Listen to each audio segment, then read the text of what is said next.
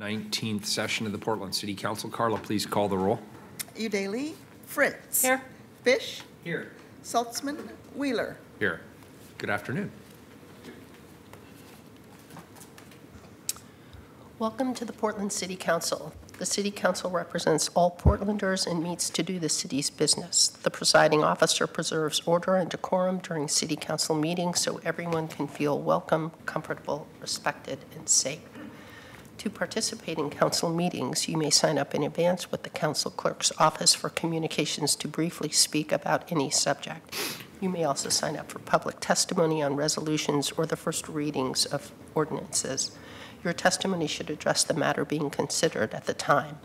When testifying, please state your name for the record. Your address is not necessary. Please disclose if you are a lobbyist. If you are representing an organization, please identify it. The presiding officer determines the length of testimony. Individuals generally have 3 minutes to testify unless otherwise stated. When you have 30 seconds left, a yellow light goes on. When your time is done, a red light goes on. If you are in the audience and would like to show your support for something that is said, please feel free to do a thumbs up. If you want to express that you do not support something, please feel free to do a thumbs down. Disruptive conduct, such as shouting or interrupting testimony or council deliberations, will not be allowed. If there are disruptions, a warning will be given that further disruption may result in the person being ejected for the remainder of the meeting. After being ejected, a person who fails to leave the meeting is subject to arrest for trespass. Thank you for helping your fellow Portlanders feel welcome, comfortable, respected, and safe. Very good. Thank you. A couple little housekeeping items. Item 1344 to adopt the area parking permit surcharge allocation guidelines has been scheduled for a time certain this afternoon at 3 p.m. At this morning's City Council meeting, which as it turned out was very long, Council discussed moving the State of Housing Report, item 1337, which was scheduled for the regular agenda this morning, to the 3 p.m. time certain slot this afternoon in place of item 1344. We have confirmed with Commissioner Udaly's office that we're rescheduling item 1344 to January 9th, 2 p.m. time certain. And that will, of course, be noticed in the usual way. All right, so without further ado, Carla, could you please read items 1342 and 1343? Yes, 1342, results of financial audit of the City Comprehensive Annual Financial Report for fiscal year 2017-18 and related communications. And 1343, accept the City of Portland Comprehensive Annual Financial Report for fiscal year ended June 30, 2018. Very good. Welcome. Thank you for being here, Madam Auditor. Good afternoon, Mayor and Commissioners. I am City Auditor Mary Hall Caballero, and we are here today to present the results of the annual audit of the city's financial statements. Our financial statements are important resources for community members, taxpayers, investors, and decision makers to understand what fiscal shape the city is in at a moment in time. Once management has prepared the statements, federal law, state law, and city charter require an independent audit be conducted to determine if the public can reasonably be assured that they fairly represent the financial position of the city. Moss Adams, a licensed municipal audit firm, conducted this audit, and my office oversees the city's contract for its services. Before I introduce the team from Moss Adams, I'd like to acknowledge Principal Management Auditor Fiona Howell Earl from my office, who manages the contract. And now it is my pleasure to introduce Partner Jim Lanzarata and Senior Manager Keith Simovic from Moss Adams to walk you through the results of their audit. All right, thank you. Thank you for the opportunity to kind of close out the audit process. Probably the last piece is our report to you on the results. So today, Keith and I would like to, again, briefly remind you what it is you hired us to do. And of course, you want to hear the results of the audit, so we'll talk about the results of the different deliverables that are part of that. There are some required communications from an auditor to an auditee, and we've done that in writing to you, so we're not going to go through all of that, but maybe just mention a couple highlights in that. And we just would entertain any questions actually anytime, but when we're done, if there's something you think of that you didn't ask us already, please feel free to do that. So, what did you hire us to do? When I think of our audit of the city, I like to think of it in about 5 different phases. And again, you've heard us talk about this. The first phase you're pretty familiar with. It's that independent verification of the financial information that's included in these statements. So that independent verification comes in many forms, looking at source documents, talking to your bankers, talking directly with your legal counsel, really digging in and verifying the information that's here. A second phase, though, is obviously this would not be, the accuracy of this would not be possible if your staff didn't have what we call internal controls in place. What are those checks and balances that management uses to improve the accuracy of this? And we have an obligation to assess those controls and tell you if there are weaknesses in that. So that's the second phase. You are an Oregon municipal corporation, and the state says to auditors that if you're going to audit an Oregon muni, you're going to test its compliance with about 7 or 8 different laws. And the couple that take the most time or the most intense would be your observance of all the laws regarding budgets. So how you adopt the budget, the whole process to have budget committee meetings, public hearings, and then after it's adopted, the administration of that, the changes, if you made changes to the budgets, did that all occur according to the applicable laws? So that's an area. The other is procurement. All the public purchasing that you do, there's some very prescribed laws that govern that. And there's a number of other areas, deposits and investments, insurance or risk management programs, those sort of things. So we have a report on that. A fourth phase to your audit, you receive a number of federal grants. So you've got some prolific grant writers here at the city, which is good to help provide services. And when you receive federal grants, there's a requirement of your auditor to do what we call a compliance audit.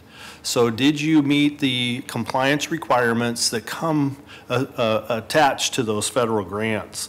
So we'll talk about that.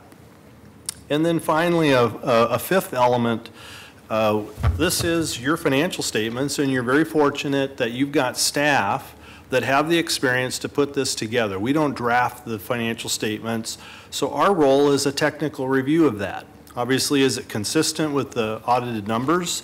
And does it have all the bells and whistles that are required by the applicable standards? So those are kind of the services that we provide. And I should mention that not only do we do the city, but you also are responsible for Prosper Portland, formerly Portland Development Commission. We audit the financials there. The Police, Fire, Disability, and Retirement Fund, we audit the financials there. And then we used to do work for Hydro, although that fund is, or some special work there, which we no longer do. Jim? Yes. Just a question. Yes. You've identified the 5 phases of your work. Has any of the applicable law that governs what you are doing in terms of reviewing our financials changed in any material way in the last year? Absolutely. In fact, the city implemented one very significant standard this last year. The Governmental Accounting Standards Board is responsible for putting standards out there that governments follow in putting these statements together. And they've issued 90 statements now. I think since we've worked with the city, they were on about number 35. So they've issued a lot of standards in the time that we've been working with the city. The one that was implemented this year is GASB Statement 75, which provides accounting for other post-employment benefit programs. And that required the city to put more of a liability on your books for the pay-as-you-go or the unfunded portion of that benefit that you provide employees. It added over 50 million of additional liabilities to the city's books this last year and changed the disclosures associated with that. So that was a very significant change for the city. But that change, you're not worried about that. You understand that doesn't mean that we're $50 million worse off, correct? No, it just changed how you reflect that in the financials. The underlying situation was there prior to the accounting change, correct? Thank you. But that was the result. Well, let's talk about the results since we're kind of getting there. What you want to hear from us is that we do all this work on the financial statements and we're able to come to what we call in technical terms an unmodified opinion. So our opinion on the financial statements required no modification. In layman's terms, we call that a clean opinion. So that's absolutely the best you can get. That's what you want to hear from us. And that's exactly what you achieved. So we're able to tell that this is materially correct and it has the appropriate bells and whistles required by the professional standards. You know, it only takes me a minute to get that out, but it takes your staff all year, a lot of people doing their day-to-day job to get this right, and quite a process at year end to put this document together. And so it's a testament to the work that they do, and we really appreciate that. I mentioned internal controls. We have an obligation to assess those, and we did that, and we tested your internal controls, and we identified no weaknesses that are of any significance that we need to bring to your attention. So again, that's another favorable result. So good checks and balances used here by the city to improve the accuracy of this document. In terms of the state legal compliance, we had no non-compliance findings. And again, that's a great result, I would say, among our client base and throughout Oregon. You will often find things like over expenditures in the various funds. You've got a lot of funds that you use to track the activities of the city. So to have no over expenditures is quite an accomplishment for you. We have one thing we were required to report. It's not a non-compliance issue, and that's that you had 3 funds that ended the year with a negative fund balance. And those 3 funds, they ended up there, again, because of accounting conventions or accrual accounting, not because you have a problem in your budgeting or handling of monies. Those are strictly reporting issues in terms of how the statements go together. On the federal grants, I should tell you that we're actually not completely done with our testing of the city's grants because of a snafu on our end. There was one additional program which required testing, and we didn't get that done when we were in the field, so we're still doing work on that. We ended up testing 5 programs. The Home Investment Partnership Program, the Emergency Solutions Grant Program, a Prosper Portland Union Station program, and Edward Byrne Memorial grants. And then finally, a FEMA grant is the one that we missed initially that needed to be tested, and we're still in the process of testing that particular grant. But of the 4 that we've completed and in the work we've done so far on the FEMA grant, we have no non-compliance findings to bring to your attention and no internal control matters to bring to your attention. So that's a great result. You have almost 34 million of federal grants that you received, and one of those is a relending program, that home investment program. You have 66 million that you have received and lent out. So when you combine the two, that's $100 million worth of grants. And we tested a good chunk of that $100 million in the programs that I mentioned to you. With that, Keith, maybe help me a little bit with some of the highlights of the required communications. Sure. So outside of the reports that Jim just went over, the other deliverable that we issue at the end of every audit that we do is called our communication to those charged with governance. It's required by our professional standards to come to the governing body of every organization that we audit and communicate certain items about how the audit went. Whether we found anything or not, we still have to issue this letter and let you know if we ran into any difficulties in performing the audit, if we had any disagreements with management, if we found any errors, if there were any major control deficiencies, material weaknesses, significant deficiencies. Those are the types of items that would be communicated in this letter so that City Council could look at that, work with management to come to a solution on how to address those control deficiencies. if you take a look at this letter and you're reading through it and you think back to last year, you might say, well, this looks very similar, but that's all very good news, and that's exactly what you want to hear. Just as Jim mentioned with the clean audit opinions, no compliance findings, this letter is going to echo that as well in terms of how everything went. And I think one important thing to know is that when we talk about, hey, there weren't any difficulties encountered or there were no disagreements with management, I think that goes back to that there weren't any scope limitations with respect to the audit. So every question that we asked of management and the staff, every document that we asked for, we were given an answer or we were provided with that document. We felt that management and staff were transparent overall and that there weren't any hindrances in our ability to finish the audit on time. One thing that will be different that you'll see in this letter, if you compare it to last year, is we actually did issue it a little bit earlier than in the past. And I think if you look back, this may be the earliest, at least in recent history, that we could see of when this CAFR was completed. And that's kind of moved up each year. So this one was even, 2 days earlier than in the past?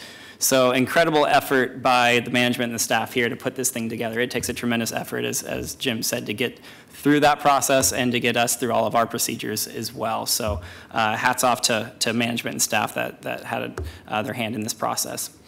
You won't see that we noted any material audit adjustments in that letter. That means that as we're looking through internal controls and we're going through and doing our procedures, we can tell that everyone's kind of gone through their own internal audit process through the internal controls in place to make sure that the information that they're giving us to audit independently has already been cleaned up. So we feel very good about the controls in place and that management and staff have good checks and balances to make sure that what they're giving us has already gone through their internal processes. So we're not finding material errors or adjustments through that process. And then finally, as Jim said, we didn't find any material weaknesses in internal controls. That would be something where we felt that there was such a gaping hole or lack of internal controls that something significant or material in terms of errors or fraud could slip through the cracks without being identified. So overall, a very good letter and good news with issuing this earlier than it has been in the past as well. So with that, I would really just make sure that we're giving you a chance to ask any questions that you might have. And well, Jim, let me start. Yeah. Obviously, your role is not to opine on some of our policy decisions. Sure. So you're not here to say, boy, that was a dumb idea to do this or that, or how we formed our budget or the like. It sounds to me like you have a set of procedural and substantive legal requirements that you vet. Yep. Some are in the nature of checking to make sure we've followed the form, and others are substantive, and occasionally you dig deep into some funds to see whether our accounting is correct and we're managing money. Despite the fact that you have given us this clean, let me make sure I use the language you did. Unmodified is the jargon. Unmodified, but it's a clean bill of health in a sense. You're saying that that the team did a great job putting together these documents, and you have found no deficiencies. Is there anything that you have identified that still should be on our radar so that we continue to be vigilant? Is that a fair question, even though you've given us a clean bill of health? Absolutely. One challenge that is not new to you on the governmental side, governmental activities side of your operation. So forget about BES and water for a moment, but those things that don't have a charge for service, you're dependent on property taxes or other types of taxes, you continue to be challenged in a couple areas. Capital assets and the replacement of those.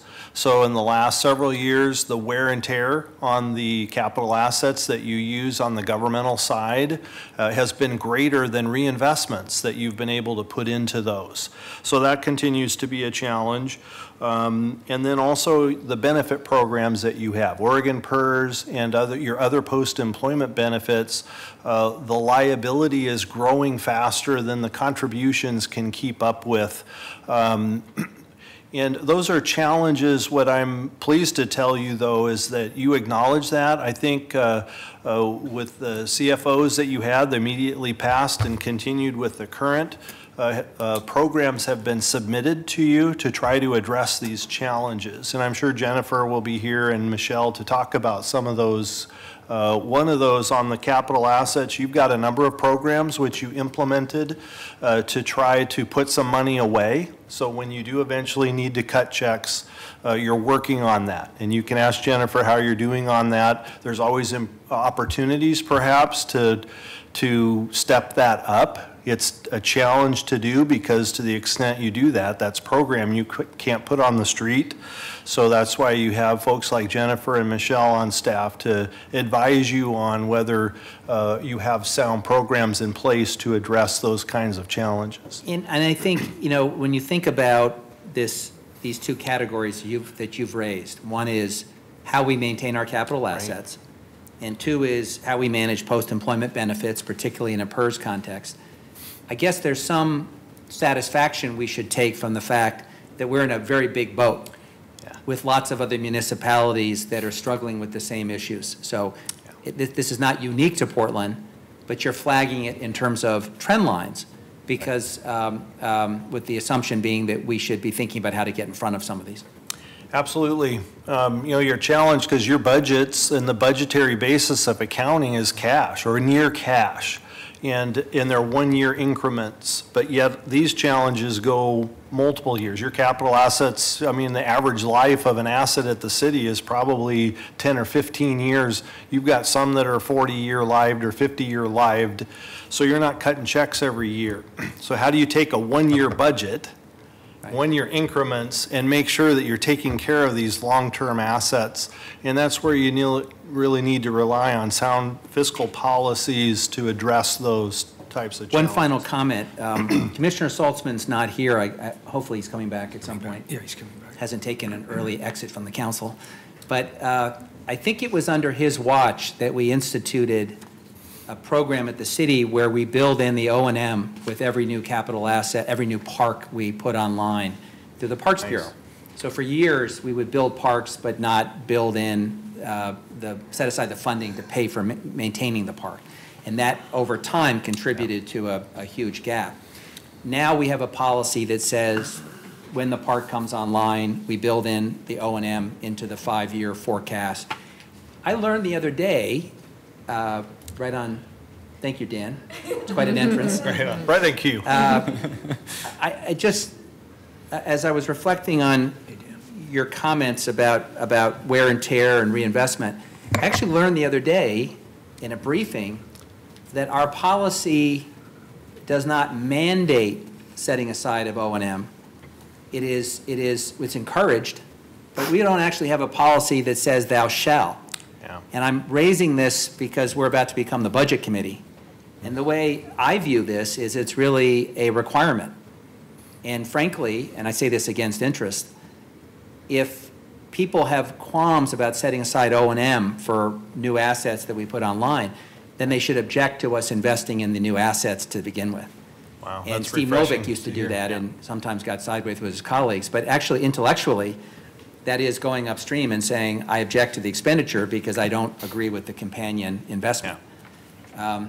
But I hope to remind my colleagues of your admonition during budget time, because as we open new parks, I think we have an obligation to invest in the operating dollars to maintain them. Excellent. Good point. Thank you. Well, I just have to chime in on that it's not just as simple as can we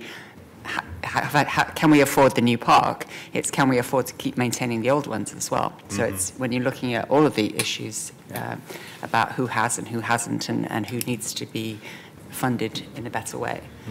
That's, again, part of it, and that doesn't show up, unfortunately, in your audit. But I'm very glad to hear that we have an unmodified, clean opinion. Yes. Boy, is that inspiring or what?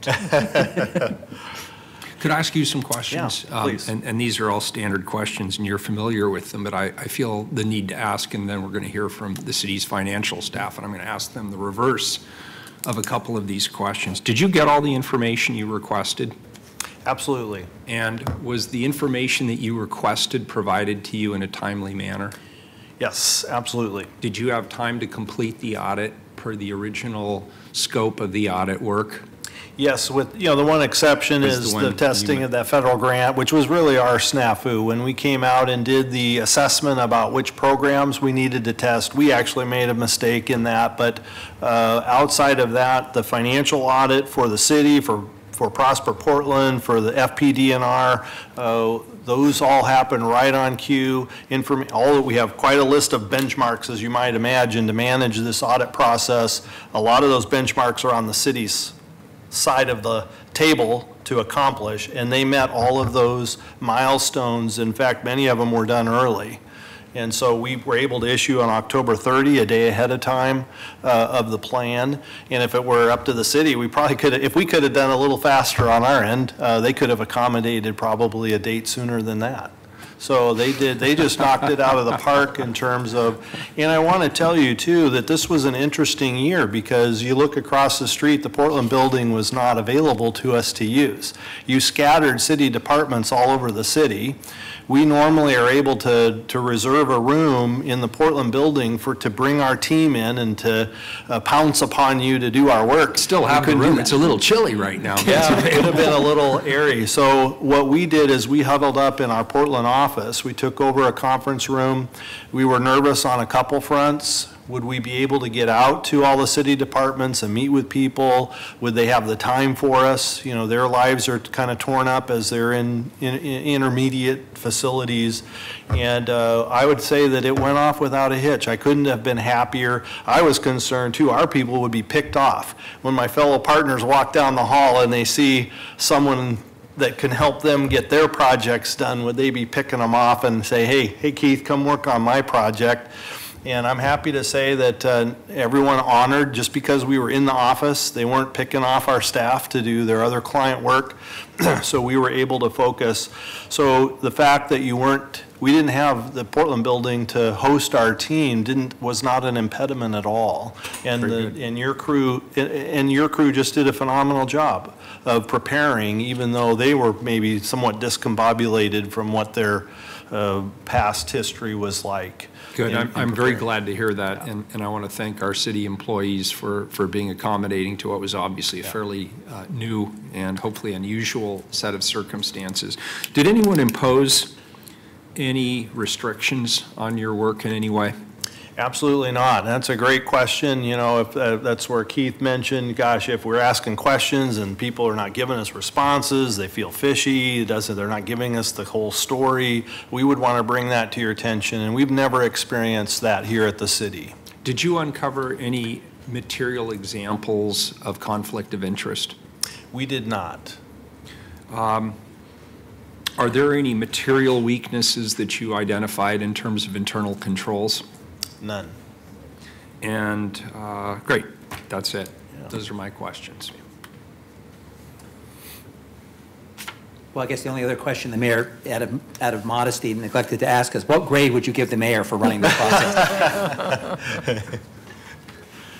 I think you all do a pretty phenomenal job, and I don't know how your staff could do the job they do without the leadership that comes from the folks in this room. So. And thank you for the compliments, but I also want to acknowledge that you've signed a material statement of independence. Could you explain a little bit for the public what that means? I mean, we know each other, we've all worked together, you're here every year, but there is an independent auditing function. Can you explain what that means to be independent? Yeah, you know, I heard it interesting. So here's an analogy I heard for the first time. I don't know if you're foodies. I'm like a foodie wannabe, or if you've ever heard of critics that come in and they write reviews.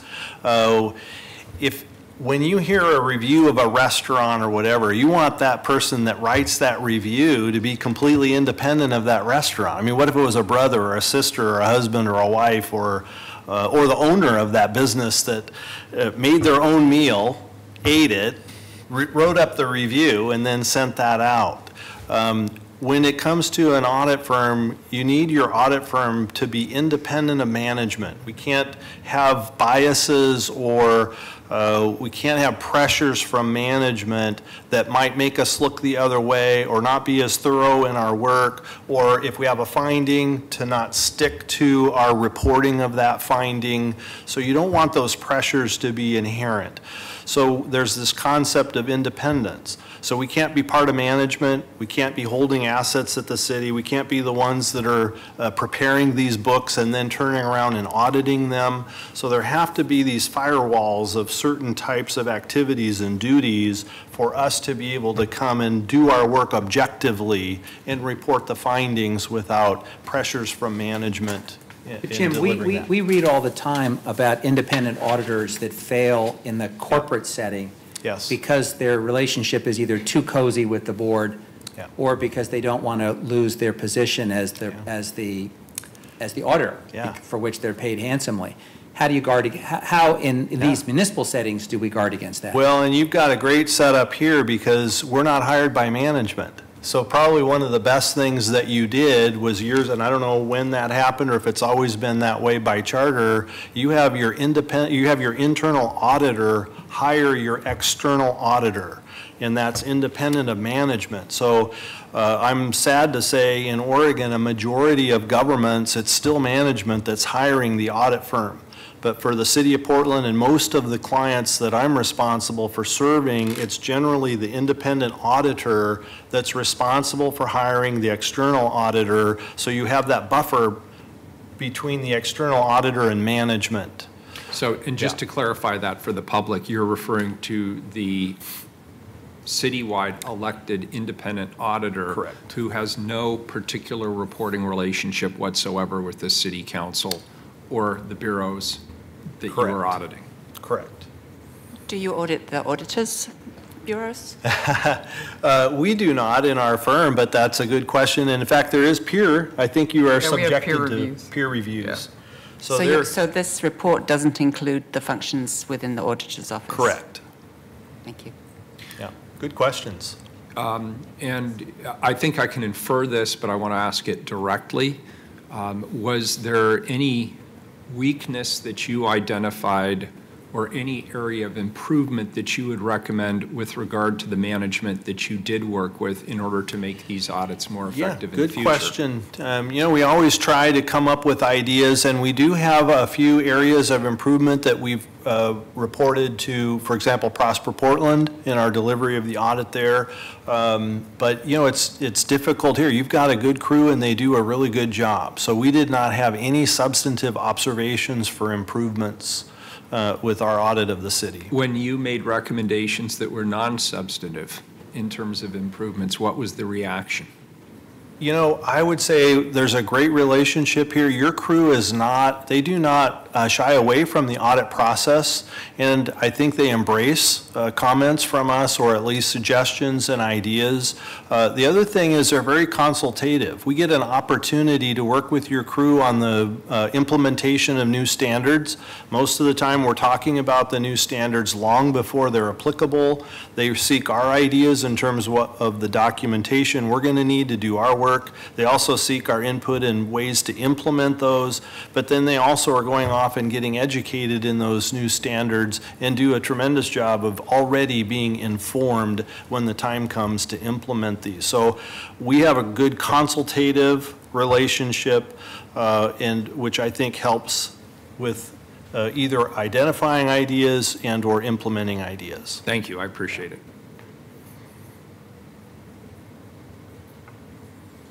Madam Auditor, is there anything more, or is No, this I think complete that your wraps up our presentation? presentation, and we can turn it over to management to present the CAFR. Very good. Okay, thank you. Okay, thank you. Do we move to accept the report? Why don't we go ahead and do that? Let's put the report on the table, Commissioner Let's Fritz. accept the report. Second. Oh, We have a motion and a second. Thank you. thank you. Report's now Thank you on the very table. much. All right, at this time, we are going to invite up our city management team, Jennifer Cooperman, who is the Chief Financial Officer, and Michelle Kirby, who is the City Controller.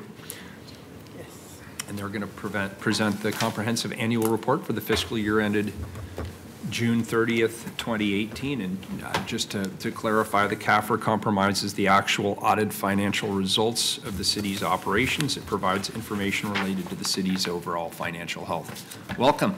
Thank you.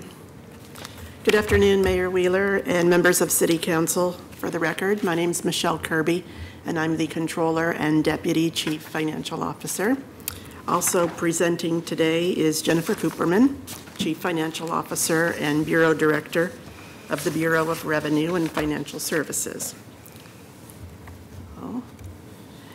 Today, we'll be presenting the comprehensive annual financial report, and we will be referring to it throughout as the CAFR, C-A-F-R, for the fiscal year ended June 30, 2018. We'll be discussing highlights and financial trends, and we'll also be presenting you with information regarding the city's long-term fiscal health. The preparation of the CAFR report is quite an extensive project, and it requires a group effort to make it a success.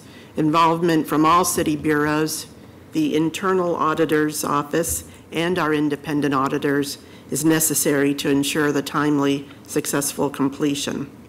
Then the Bureau Accounting Division has the responsibility of preparing the CAFR, ensuring the accuracy, and working with the auditors throughout the process.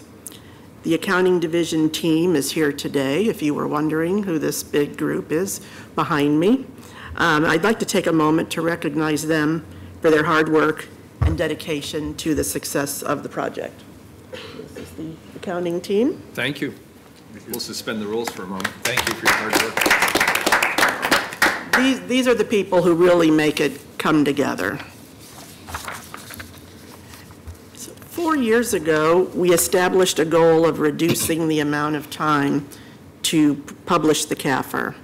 You've been hearing about that for the last several years, and you heard about it today from Jim Lanzarota. We've made steady, significant progress, and this year's CAFR transmittal date of October 30th marks the earliest it's been produced in recent history that any of us can research or remember. So it establishes the city of Portland as a national leader in providing timely information to the community and to other interested readers of the CAFR. So I've been asked frequently, how did we do it? And we've been able to do this by working more efficiently and by diligently executing some process improvements. Our 5 keys to success are highlighted here on the PowerPoint slide. Frequent, regular communication, adequate planning, optimal use of technology, good project management, and then continual process improvement. After every year, we go back and recap what went right and wrong and continue to tweak the process. So you may be asking why we're making such a big deal of this and why it's important.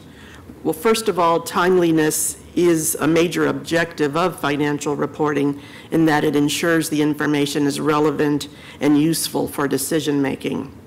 In addition, it allows this team here sitting behind me time to do other reporting initiatives such as the popular annual financial report, also known as the PAFR, which Jennifer's showing you here, the little abbreviated summary version that was created for the first time, published 2 years ago.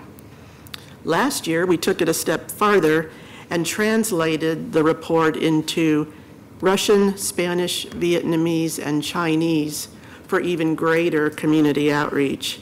And I'm not aware of anywhere around the country that is doing that effort. And we performed this in partnership with the Portland State University business student volunteers who are very excited to be working on the project with the city of Portland. So we will now discuss the highlights of the fiscal year 18 CAFR. The good news has already been shared that our external auditors gave the city an unmodified or clean opinion, found no weaknesses or deficiencies in the accounting processes, and in addition, the CAFR complies with state law and generally accepted accounting principles. We've received the Government Finance Officer's Award for Excellence in Financial Reporting for the 37th consecutive year, as well as this comparable award for the PAFR, now that we are producing a PAFR as well. The city's bond rating for unlimited tax general obligation debt remains rated AAA from Moody's Investor Services. So I'm now going to turn the presentation over to Jennifer Cooperman. Could I ask a question, please, before we move on? So you Yes. mentioned Moody's AAA rating. Would I find similar ratings from the other agencies, Standard & Poor's, Fitch, or anybody else? Jennifer Cooperman, we use S&P to rate the city's BES securities. They're double rated, otherwise we're using only Moody's. Got it, thank you. Yep. And is AAA the highest? Yes. Yes. Okay, so we're going to look at some financial trends now. So stepping off from where Michelle left it regarding the city's unlimited tax general obligation debt rating. Is there supposed to be something on the screen, Carla? Yeah, you don't have it. We've got it out here. Let's see. There we go. Thank you. Sure. So I wanted to, as we spend a few minutes now talking about some observations regarding the city's long-term fiscal health, I wanted to make an analogy before we get started, and that's looking at the city's fiscal health as compared to an individual when they go to their primary care provider and get an assessment of their physical health. When you go in and visit your practitioner on an annual basis, as we are advised to do, they will take various measures. They will look at your weight, they'll look at your blood pressure, they'll look at your blood sugar numbers, they'll look at your cholesterol. All of these are meant to be different facets of your physical health. And you may be in great shape, you may be a top runner, you may have climbed Mount Everest, you may have done a lot of things. And I have no personal knowledge here, but you may walk away and be told that you have high cholesterol. And that's... What have you heard? No, I didn't say anything. I did nothing. You're just in my line of sight. That's all. Just making a point. It was the ice cream. It was the ice cream. I'm sorry. I like ice cream. But you may be in great physical health, but one measure, one aspect of your physical health is something that you need to pay attention to. So as we look at the governmental fund balance for the city, this is a graph showing our 5-year trend. This is meant to be a picture of our governmental-only funds, so not including our business enterprises, BES and water, looking at the general fund, our special revenue funds, our debt service, capital project funds, et cetera.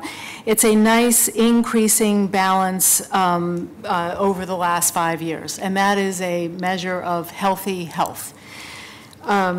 If we want to go to the next slide, and we move, still staying with governmental activities, this is the net position figure that Jim referred to earlier.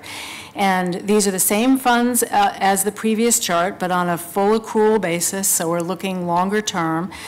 We have longer term obligations that are now included here, and as we've talked to you for the last handful of years, this is a declining trend. This is that one aspect of our financial health that we want to be paying attention to.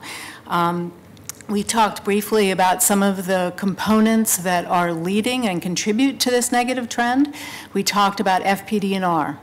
Wasn't that a change in the federal accounting rules that right. we had to book it differently, and all of a sudden, and around, I think it was around 2014, and all of a sudden that number went negative quickly. Correct, and that was a reporting issue. It wasn't that anything financially changed regarding FPD&R at that point, but that a liability that had previously been in the footnotes got moved to the balance sheet, and so it was a huge reporting change that occurred in 2014. And if we showed you a 10-year slide, you'd see that change more dramatically.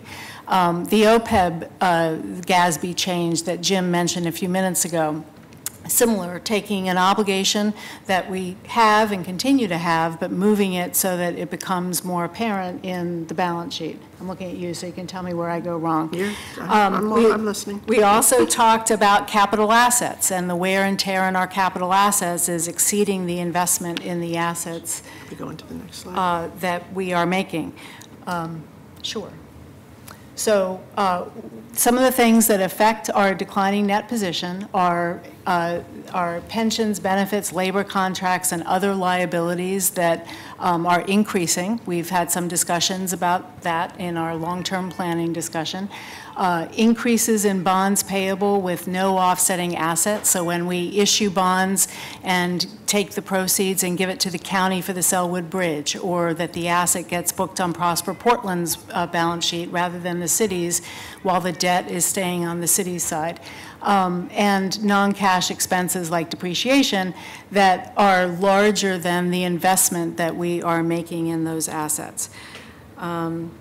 There is also a reference to the PERS expense, and the way we are making our full contribution to PERS every year. That is a standalone city policy that we have.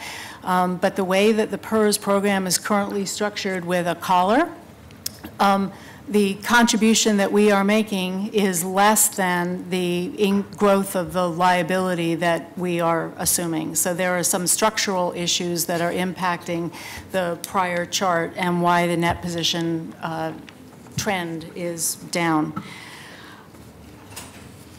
And we do have some strategies, next slide, to ensure our fiscal stability longer term. We've had some previous discussions about regular reserving and increasing our commitment to infrastructure investments. And I do appreciate, Commissioner Fish, your suggestion that we use the word shall in certain places that we perhaps have not previously, so that we are actually making O&M and other contributions to our assets. We could be taking some one-time money and allocating it to long-term liabilities. We could be looking to sharing costs with some of our partners, whether it be the county or other regional partners, and a general awareness and commitment to funding these long-term liabilities and obligations that we have. So, in summary, as you've heard from all of us, the city's CAFR complies with all the required accounting standards and practices. We have an unmodified opinion from our external independent auditor with no audit deficiencies. We do have a growing governmental fund balance for our city funds with a AAA bond rating. The CAFR does represent a financial snapshot at a point in time. We do know that there are some aspects of our business and financial activities that we do need to keep an eye on and make a commitment to address in the future. We have been a city for over 150 years, and we've weathered a lot of financial storms. There will likely be more. But with the policies and practices and leadership that we have in place, I'm convinced that we will continue to avoid financial impairment or other concerns. Great. Commissioner Fritz? And it's my understanding we'd had several conversations about financial responsibility, which Commissioner Saltzman led, and it's my understanding that you have adopted those by administrative rule. Is that correct? The council directed me to work on some financial policies, which we are this close to finishing, that will be brought back to you. They will? Okay. Yes. Thank you. Yes, absolutely. Jennifer, one of my pet peeves is the way we use language in government to mask things. You know, we have a process that comes to council pretty regularly where we talk about waivers of remonstrances. I'm still not sure what that means, but it's a good thing when they're waived because we can go forward. But remonstrances, I mean, it's just not a word that people usually use. If I went home tonight and Patty said to me, you know, how's our relationship going? And I'd say, well, I would say it's unmodified. I'm not sure it would have, I'm not sure that would be welcome. Nor would the full audit. I mean, I kind of like clean bill of health. Since we're going to be asked about this and we're going to be talking about this, how would you like us to refer to the results that we got today? Is it clean bill of health? Is it some combination? Just unmodified leaves me a little.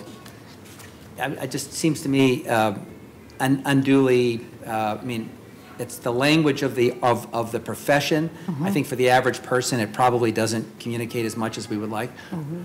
I like clean bill of health. I think that that's easily recognizable, whether it's you going to your medical practitioner for yourself, Yeah. or the organization with Moss and all of the work that this team does. I think that that accurately and understandably conveys where we are. Thank you. Sure. Could I just ask you a couple of follow-ups? I mean, we heard the financial auditors for the financial piece of this give us that clean bill of health, the unmodified recommendation. Were there any disagreements that you were aware of? No. What was your reaction to the audit? Was that pretty much what you expected it to say? Absolutely. I'm on the short list every year when the auditors come in. What do you call that interview? Oh, I call it the fraud interview. What do you call it? That's fine. Okay. In my prior position as treasurer and as my current position as CFO, I'm on the short list that they have to come visit with me, closed door, one-on-one, early in the process, to say, how are things? Anything come up in the last year that you're worried about, or that seems odd, or that you want us to know about, or that's just, what should we know about? And I didn't have much to talk about this year. I don't even remember what we did talk about. New software that we're going to be implementing for producing the CAFR. So we go through that process. I'm honest when there is something that I'm concerned about, but there really wasn't anything of significance this year. I think we've done a really good job, all of us, of raising the awareness of the city's financial health and financial condition and financial activity in the city. I think it's helped, quite frankly, it's helped that we have a mayor who comes from this world, and you've listened to these presentations, all of you, for a number of years, and you can speak to the auditors just the way you did about what they're doing and why. And we dive into a level of depth that I don't know that many municipalities do. So you take your fiduciary responsibilities quite seriously. All right, let me ask you a tough question. I asked them the same one, so turnabout's fair play. How would you evaluate the external auditors? Did they do what you expect them to do? Yes. We've been pushing them with our speed up of our process. We've been pushing them to be able to take our material that much more quickly. We'll continue to do that. But fantastic. I appreciate hearing that. Thank you. So just curious, we use different numbers to describe the all-in city budget. We're a municipal corporation. We have a general fund. We have lots of transfer payments and everything. Mm-hmm. What's the high-end number we now use? We are now. I use a $5 billion number. We're a $5 billion municipal corporation. Right. And so arguably one of a handful of the most important things we do every year is we get an outside audit to determine whether our financial controls are adequate. Yes. As we manage $5 billion. Yes. And we got a clean bill of health. Right. And that's been a recurring, we've had that for a number of years. Although I do remember during my tenure, there were times we got some tougher love in a management letter with some areas of recommendation for tightening our controls or doing a better job of managing funds and things like that. But that's a big deal, right? Mm-hmm. Yes. I'm just trying to think of all the things that we're responsible for. Mm-hmm. Because if it wasn't a clean bill of health, that's a big blemish on the city. Absolutely. And it isn't just $5 billion of cash. I mean, it's a whole $5 billion operation, right? All the assets, all the people, all the processes, all of the investments and activities that we do. It's a big entity. So the $5 billion refers to revenue or expenses or both? You're the one that came up with the number. I'm going to get back to you. Okay. Okay, thank I've you. always wondered about that. Yeah, I would think expenses. Very good. Any further questions? I'll entertain a motion. Move adoption report? Second. Commissioner Saltzman moves adoption of the report, and Commissioner Fritz seconds it. Please call the roll on item 1342, the results of the financial audit of the city's comprehensive annual financial report for fiscal 2017-18 and related communications. Fritz. Well, thank you, Moss Adams. In addition to this being your assessment of us, it's also our assessment of you as to do you give this information in a clear way? Do you explain it in ways that both experts and non-experts can understand? And so I really appreciate that. And I would say that we are financially responsible because of the checks and balances we've set up. We have the City Budget Office, we have the Chief Administrative Officer, we have the Chief Financial Officer and the Treasurer and the Controller. We have, each one of the 5 of us are in charge of bureaus where we get weekly, and sometimes more often than that, reports on how is the budget doing. We dive into the smallest, tiniest little fund within a bureau and ask, what's the money being spent on? You know, as Parks Commissioner, I was briefed on we may have a trouble with ending fund balance. We can't go negative, as was mentioned, so we're going to borrow and then pay it back to make sure that we don't do that. And so I take that responsibility extremely seriously. I know each of my colleagues does, and I'm glad to know that I'm responsible for the bureaus I'm in charge of, and so is each one of my colleagues, and then collectively we're responsible as well. And so that those checks and balances are in our commission form of government system with our great bureau directors as well, because they know that they are truly the administrators of the bureaus. We help with the vision, the guidance, the direction. And so I am not at all surprised to hear that we're doing so well, and thank you very much for all of your work, everybody. Aye. Fish? And I couldn't help but think, as you were making your respective presentations, that you're going to complicate the task of yet another generation of people who now want to make the case that we should change our form of government and are in search of some reason to do so. And it's usually been such. It's been an argument in search of a problem. And if the results were not unmodified, then it seems to me it would have been fair game. But the financial oversight of our city is strong. That's the message of this hearing. And I'm very pleased that structurally we have it set up so that the auditor does the hiring. I knew that, but to have it explained again and to have it actually explained in the context of that being different than a lot of other municipalities, I think gives me added sense of confidence in how we've structured that relationship, because management isn't hiring you, and that problem seems to dog corporate America of management being too close to their auditors, too cozy a relationship. Thanks to our financial team, the folks that you identified earlier who do all the hard work. Thanks to our CFO, our deputy CFO. By the way, at one time we didn't have a CFO.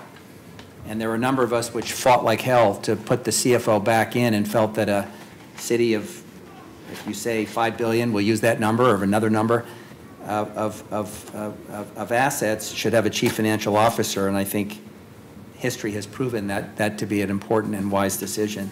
Thanks to Moss Adams for their presentation. And I will say that the benefit of being on council for a number of years is there's a familiar pattern to these, but it still is a complicated subject matter to communicate. And I think one of the things that Moss Adams does so well is the way they present. And they take complicated things and reduce it to things that the rest of us can understand. So we're grateful for that. And I'm proud of the results. You know, we often get nickel and dime for all kinds of things around here. And here it is. This has to be one of the most significant functions of government. And according to our independent auditors, we got it right. We got a clean bill of health. So I think we can be proud of that, and I think the public can have an additional confidence in their government because of that. So I'm grateful for that. Thank you, Mayor. I'm pleased to vote aye. Saltzman. Well, thank you, Madam Auditor and Moss Adams, for another great audit, and thanks to the Accounting Division and our CFO and our Comptroller for the popular report.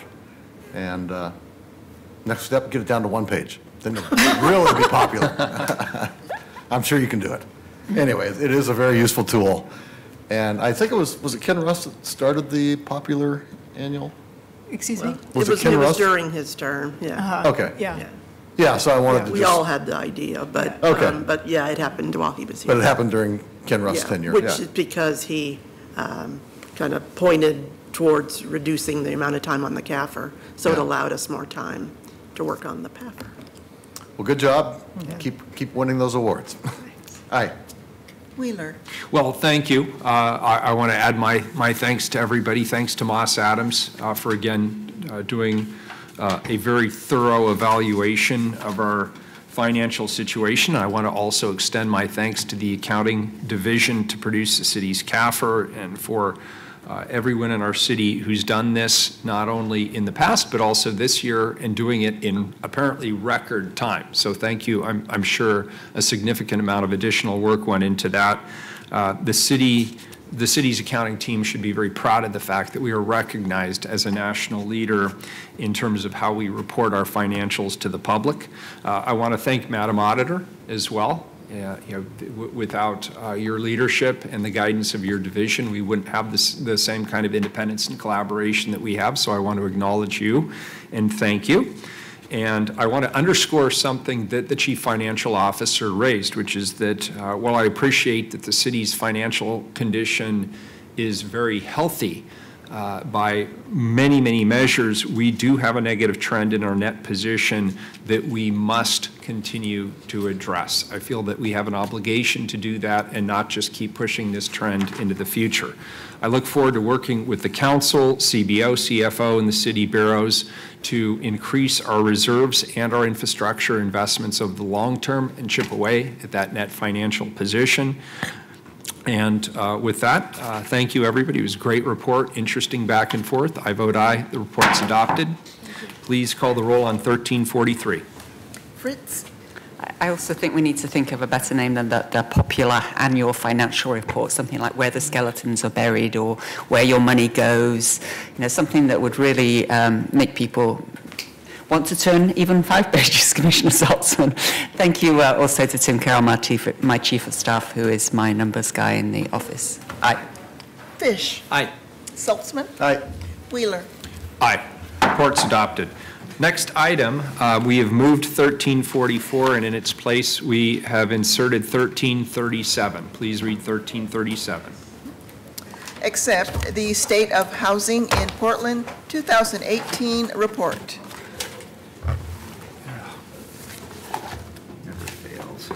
I left my Diet Coke there it in is. the refrigerator. Can someone bring One me moment, please. We have Shannon Callahan and Matthew Scheibold are going to make the introductions. Welcome. Thank you. Good afternoon, Mayor and Commissioner. Shannon Callahan of the Portland Housing Bureau. Thank you for prioritizing this report this afternoon. I am here today with Matt Scheibold to present the 4th Annual Comprehensive State of Housing Report, which is designed to provide update data on both the current housing market and the Portland Housing Bureau's progress towards our strategic initiatives. Before I turn it over to Matthew to present an overview of the summary of our findings, I'd like to thank and acknowledge the work of the staff at PHB, especially Bamal, Raj Banderi, and as you can see behind you, for those not on camera but in the room, the staff, some of the staff who worked on compiling this data, David, Victoria, Martha, Michelle, and Emily.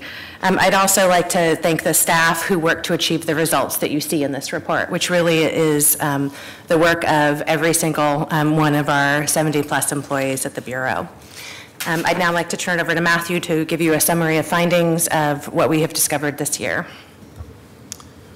So, members of council, Matt Scheibold for the record. So first, taking a step back, looking at the citywide view, the city continues to grow, and in recent years at a slightly more accelerated rate.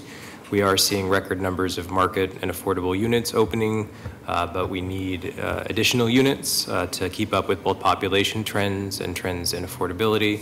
And unfortunately, we do continue to see increases in disparities, not only amongst low-income Portlanders, but communities of color, and I'll talk a little bit more about that require more resources and more programming for our fellow Portlanders. So looking at population, we're the 5th largest city on the West Coast, with our growth up to 1.5% annually.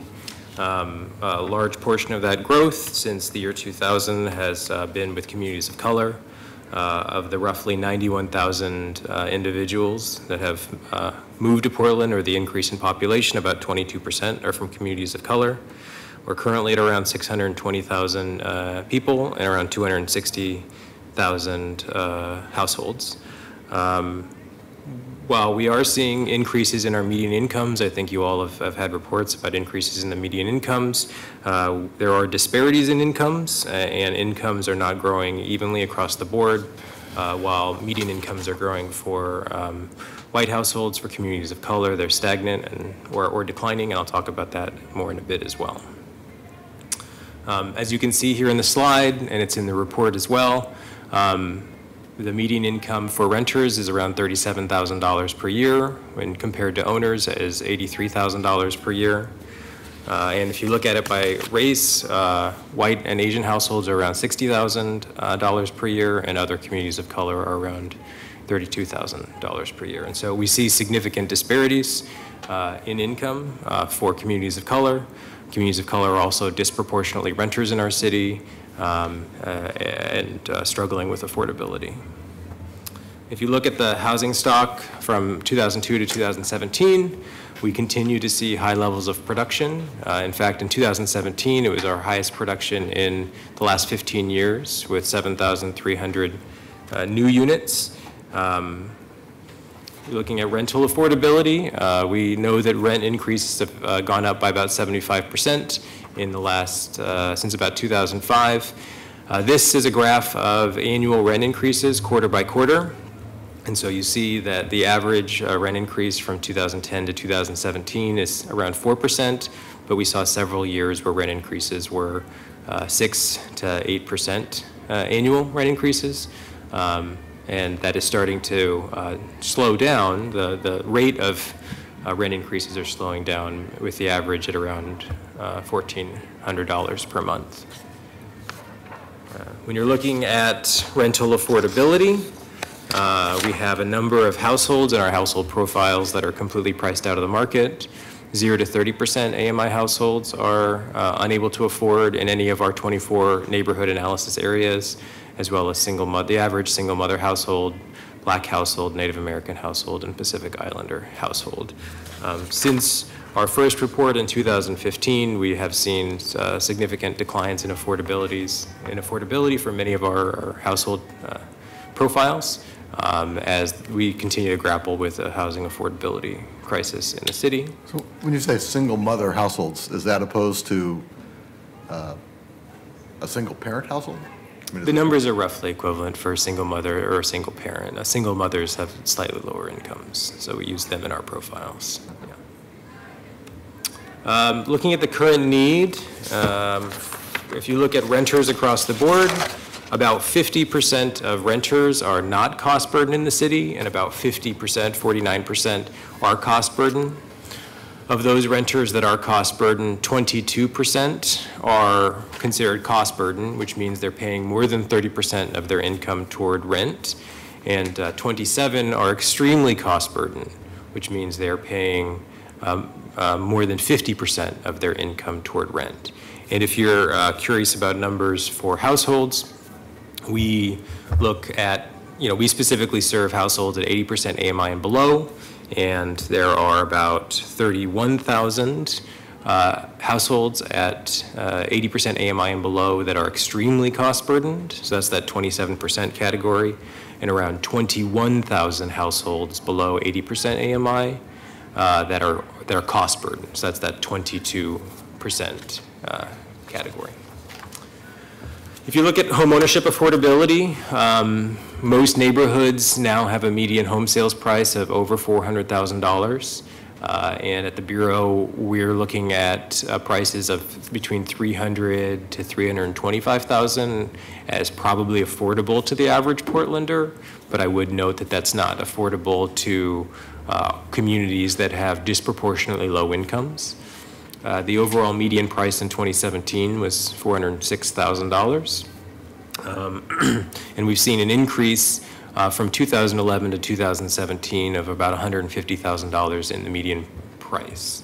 I would also note that the most significant increases in price have been in the Lentz Foster and 122nd and Division neighborhoods, which Lentz Foster has seen an increase in price of 113%, so over doubling from 2011 to 2017, and 122nd and Division has increased by 90%, so almost doubling over that same time frame. And so we're seeing East Portland neighborhoods, their home prices are rapidly escalating toward the citywide median price.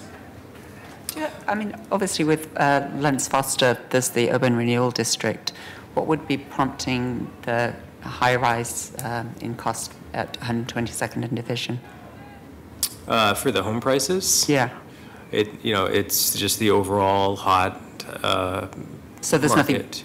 There's nothing particular about the neighborhoods. Example. Well, the only thing I would note is that they were very affordable in 2011. The prices were much lower in the $100,000 to $200,000 range. Okay. So compared to other neighborhoods, people seeking a more affordable purchase price may have been incentivized to look in those neighborhoods. And so while the dollar amount growth is not as significant as other neighborhoods, the percentage changes. Matthew, I went to the Foster Winterfest the other day, which was an event hosted by Venture Portland.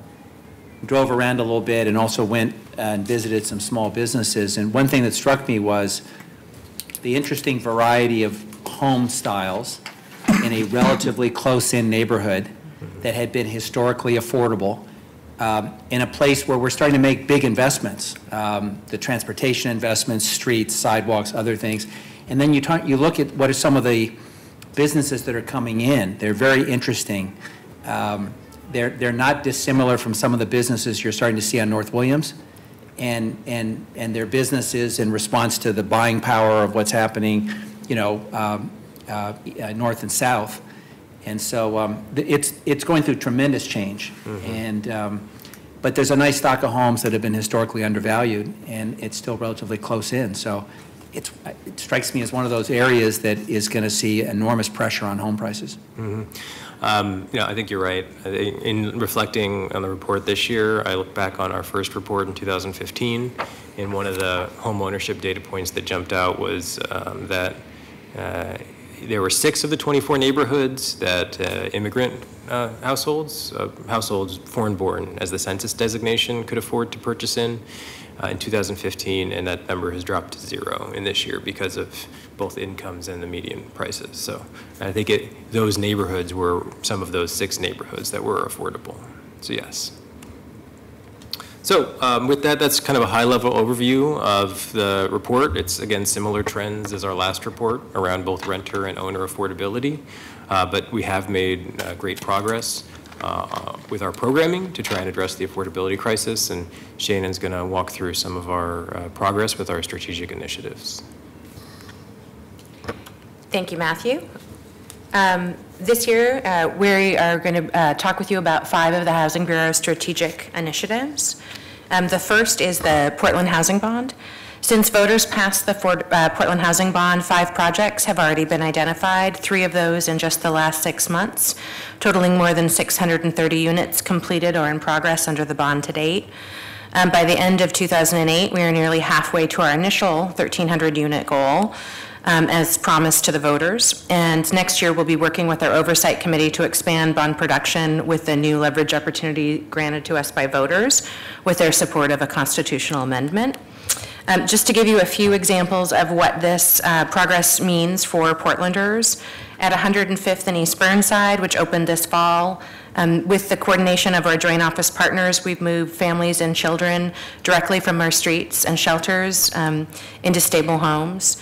At the Ellington Apartments, which was the first bond purchase under Portland's housing bond, we now house 263 children in affordable family-sized homes, providing them with the stability they need to succeed in school and beyond.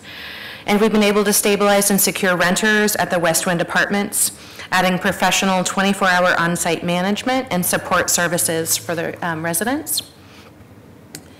Of the bond units planned to date, 44% are for incomes at 30% or below, and we are nearly 2/3 toward reaching our goals for 300 units of supportive housing.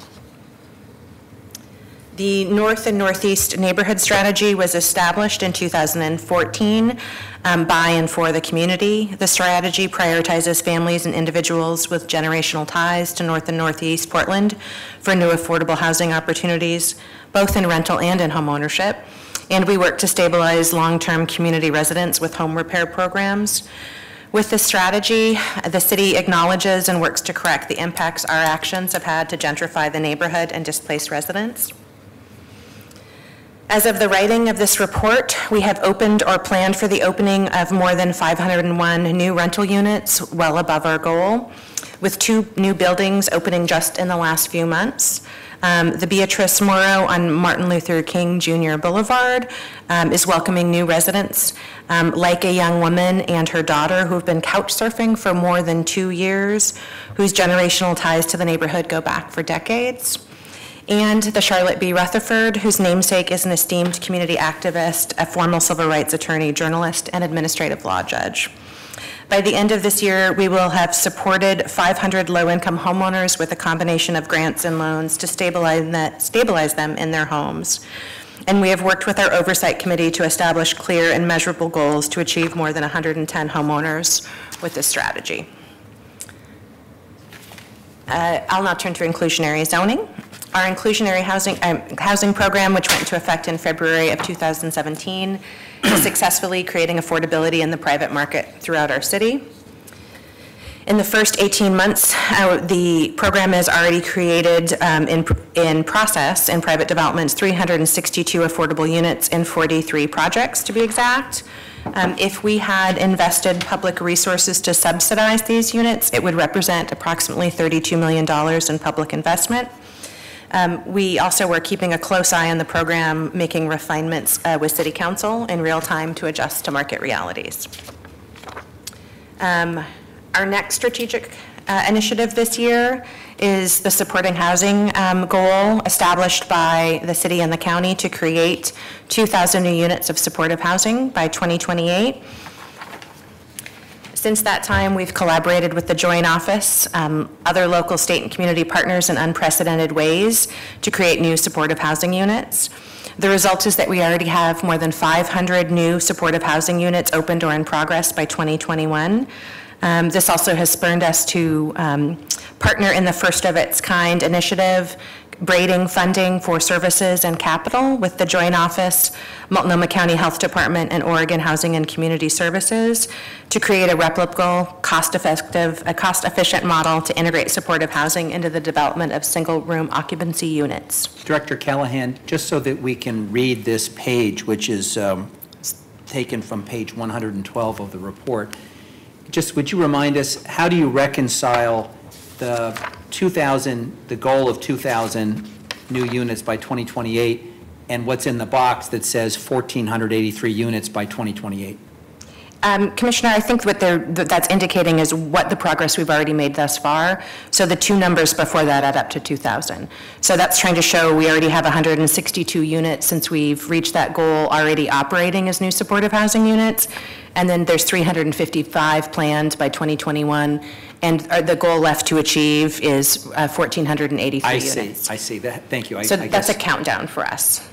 That's what's left to do. I didn't read it that way, but that's the obvious way to read it, so thank you. We're keeping a thermometer daily at our office with how many supportive housing units we're creating. So can I second, Commissioner? I don't think it's entirely clear. So in future publications, can we maybe find a different way to present that data? Absolutely. I mean, now that you say that, it's really obvious, but you sort of have to say it first.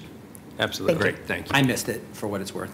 So is that joint city, county, state notice of funds availability, is that on the streets now, or? We have already convened an internal and external review committee, and the mayor, the chair, and the Oregon Housing and Community Services are about to make their final recommendations. We expect an announcement. So there's already been applications submitted, okay. We were very impressed with the pool of applicants, and we're excited for, I think, what lies ahead for this project. Well, Dan's going to have a little extra time. It's not too late. Thank you. The Rental Services Office. Yeah, I know. Trying to keep you. Trying to keep me relevant. This year, the Portland Housing Bureau also launched a Rental Services Office to provide information on landlord-tenant, fair housing laws, coordinating legal aid services, and supporting tenant protections. We are now assisting close to 200 individuals a month through the hotlines, walk-ins, and emails. And the City Council has passed a rental registration requirement, ensuring we'll have accurate information on all rental properties in the City of Portland. We've also doubled our funding for legal assistance and education services. And in early 2019, we expect to make an announcement to provide legal assistance and enforcement for fair housing violations. Say, can I just make a quick comment on the rental services office? Some people asked a question of me the other day, why isn't it up and running as conceived? And I just want to be really clear with people. The bold vision will take us several years to get to because it requires sequential planning and sequencing, and frankly, sequencing of the funding to actually get us to the full vision.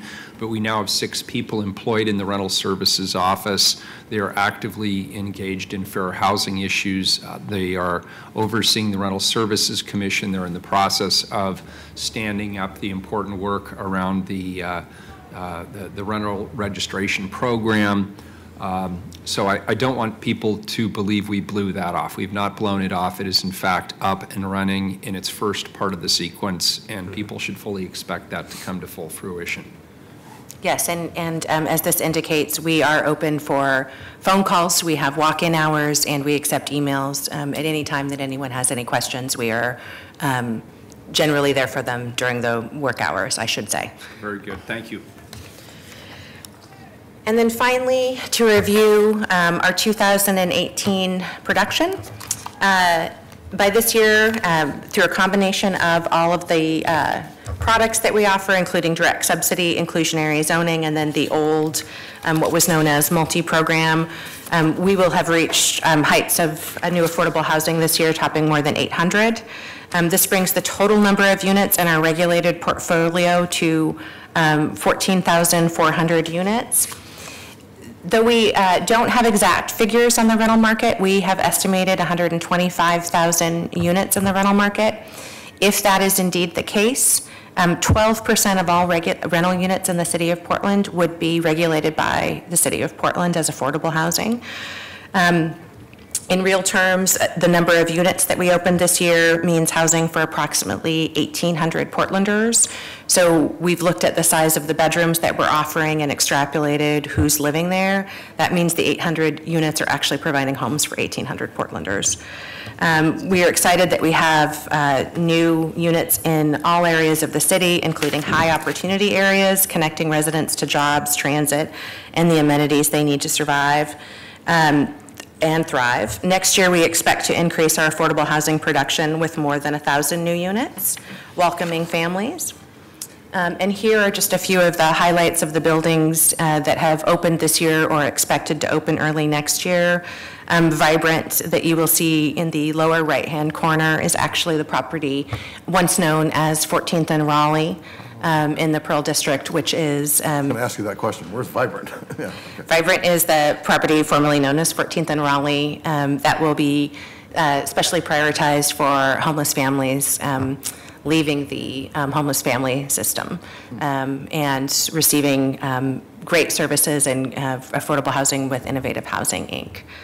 It's a very tall building. You can't miss it. If you're on 405, you'll see it very plainly. Commissioner Fritz. That slide really shows what Commissioner Fish refers to a lot, is that affordable housing doesn't have to be ugly housing, that these are could well be designed by the highest highfalutin developers. They're really nice. And some are. The one there at 105th and Burnside was actually designed as market rate housing, and we were able to acquire it. That was great. Actually, Commissioner Fritz, when during my tenure as housing commissioner, we toyed with the idea of doing an RFP, tried to figure out how to structure an RFP where we emphasize high design elements at a low cost and challenge the architect community, because we were hearing from the Brad Colfolds and the other homegrown talent that they wanted to take a crack at trying to do something innovative. The last time we thought of doing something innovative like that was a Frank Gehry project that was that Howard Shapiro championed, that was once upon a time contemplated for the Pearl. Unfortunately, it was a budget buster. It cost so much to have a star architect, and the cost of materials and everything made it infeasible. But I've often thought, particularly with all the talent we have locally, if we challenge people to come up with high design at a lower cost, whether it's using modular or new components, new materials, whatever, I think we could even push the design envelope further and and Bloomberg did this. Bloomberg had a design competition for a lot of the public buildings that the city New York City invested in. And I think the bar could even be higher if we could figure out a way legally to do that. Again, without driving up costs, because it would have to be coupled with, show us great design at a bargain basement price. Thank you, Commissioner. It's a very good idea. That actually concludes our presentation on the State of Housing report this afternoon. We'd be happy to answer any questions or delve deeper into any areas of the report that you'd like us to. So I have one question. Commissioner Fish. So Commissioner Udaley can't be here, but her office and my office, in reviewing this material, had a similar question, which is we track you include a lot of demographic information in this report, but where it's a little thin is information on people experiencing disabilities and how they are treated by the marketplace. Any thoughts of how we could beef that up? So the Census Bureau does have some data on individuals experiencing disabilities, and their estimates are around 80,000 individuals in the city of Portland, and they break that out by what disability individuals are experiencing. I think where we have been short on data is around the stock, and that's something we've had conversations. Around the stock? Yeah, housing stock, the units themselves. How many accessible units are there? Correct. And so we have been in conversations with Commissioner Udaley's office, and she has talked to us about the possibility of, once the rental registration system is in place, about getting better information on type A and type B units or fully accessible units. Well, I would second that, and the two areas that I'm interested in is to what extent do people experiencing disabilities generally have access to an accessible unit? And then, in light of the work we're doing around age-friendly Portland, how are older adults faring? Right. Because many of the kinds of improvements that we're talking about that make a unit accessible, make them more accessible to people with disabilities, older adults, and the like. Absolutely. And I would be interested in working with her and you folks to see how we can refine that data going forward. Sounds good. Thank you, Commissioner. And by the way, Shannon, thank you very much for doing a whole page on supportive housing. That's a new feature this year. Actually, I think it's 2 pages. It's 2 pages. So we won't let our environmental friends know how much paper we used on this one, but it's 2 pages on supportive housing, and that's an innovation in this year's report and much appreciated. And then, Commissioner, this report does contain some new data that our team pulled together. I wanted to point it out to you. We did not highlight it today, but I think it does answer some questions around communities regarding age friendliness, and it has to do with multi-generational households. We really tried to pull out some information for A1 pages 18 and 19 and start to track the multi-generational households that reside in Portland and trends that we're seeing. We are seeing greater rates of multi-generational households in Portland, and so this is something I think you should expect to see us expand on, and maybe a good place to address some of the issues around age friendliness next year. So we'll be happy to share that and talk with you about that more, Commissioner. Thank you. Sorry, go ahead, please, Dan. Is that a positive or a negative? Does that mean more people are doubled up, or does that mean people are choosing to live with their parents or whatever? It's for the multi-generational, it's the same family. So people living with either the next generation or the generation before that. So it's different than doubled up. It could be doubled up. Yeah. We can't say with certainty whether it is it's a cultural element to the family that they live multi-generationally, or if it's an affordability issue. It's likely a combination of both. Commissioner Fritz. Thank you. I find it interesting that the median house, I appreciate all the demographic information, it's really helpful, and the way you've presented the material. The Native American folks, the median income has gone down, but the home ownership has gone up. Is there any, what's the explanation for that? There's a fairly large margin of error due to the population size in the city of Portland.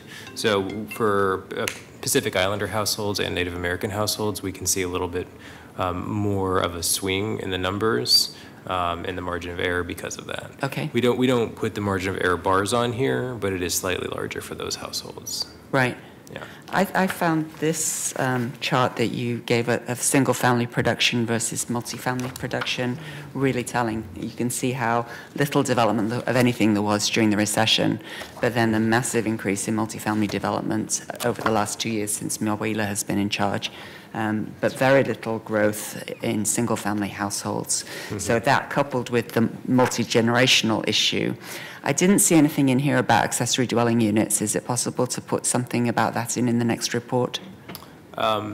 Yes, we can break that out. It's in with the, I believe it's included in the single-family. I can confirm and get back to you, but we can break that out.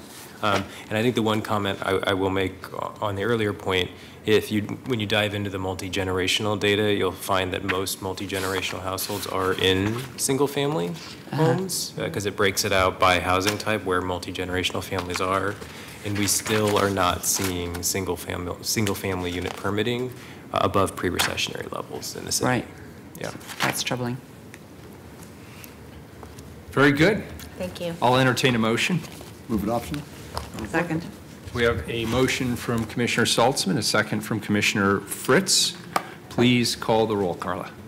Fritz? Well, I appreciate that this is in paper because it would be take a long time to download from PDF, and it's also really educational to read through it. So thank you for doing that, for providing copies to our officers, and thank you for your work. Mayor Wheeler, you are making progress. We are making progress, and this is very clear documentation. And the numbers don't lie. Aye. Fish? This is the fourth version of this report, and it seems to me it keeps getting better and more comprehensive. There's a treasure trove of really important data in here that helps inform the decisions we make. We're making progress, but the analogy that I keep coming back to is from a Disney film, and that's with in Fantasia, with the folks in the basement, the brooms and the mops in the basement, furiously trying to dig out as the floodwaters come into the building. We know how to build strong partnerships and deliver multifamily affordable housing. We know how to tackle problems that are in front of us. What we can't do is, we're not smarter than the market, and we don't have any control nationally over the supply factors. And the supply factors are going to get more and more acute, more and more challenging. Mayor spoke this morning about, the need for a more robust federal partner. There are limits to what we can do locally, and that's why we have to be careful about setting expectations. Making progress, adding new units, doing everything we can, but Portland can't solve the national housing crisis. It's going to take more than Portland, but I am pleased that we're doing our part. Thank you for your excellent work. Please accept the report. Aye. Saltzman?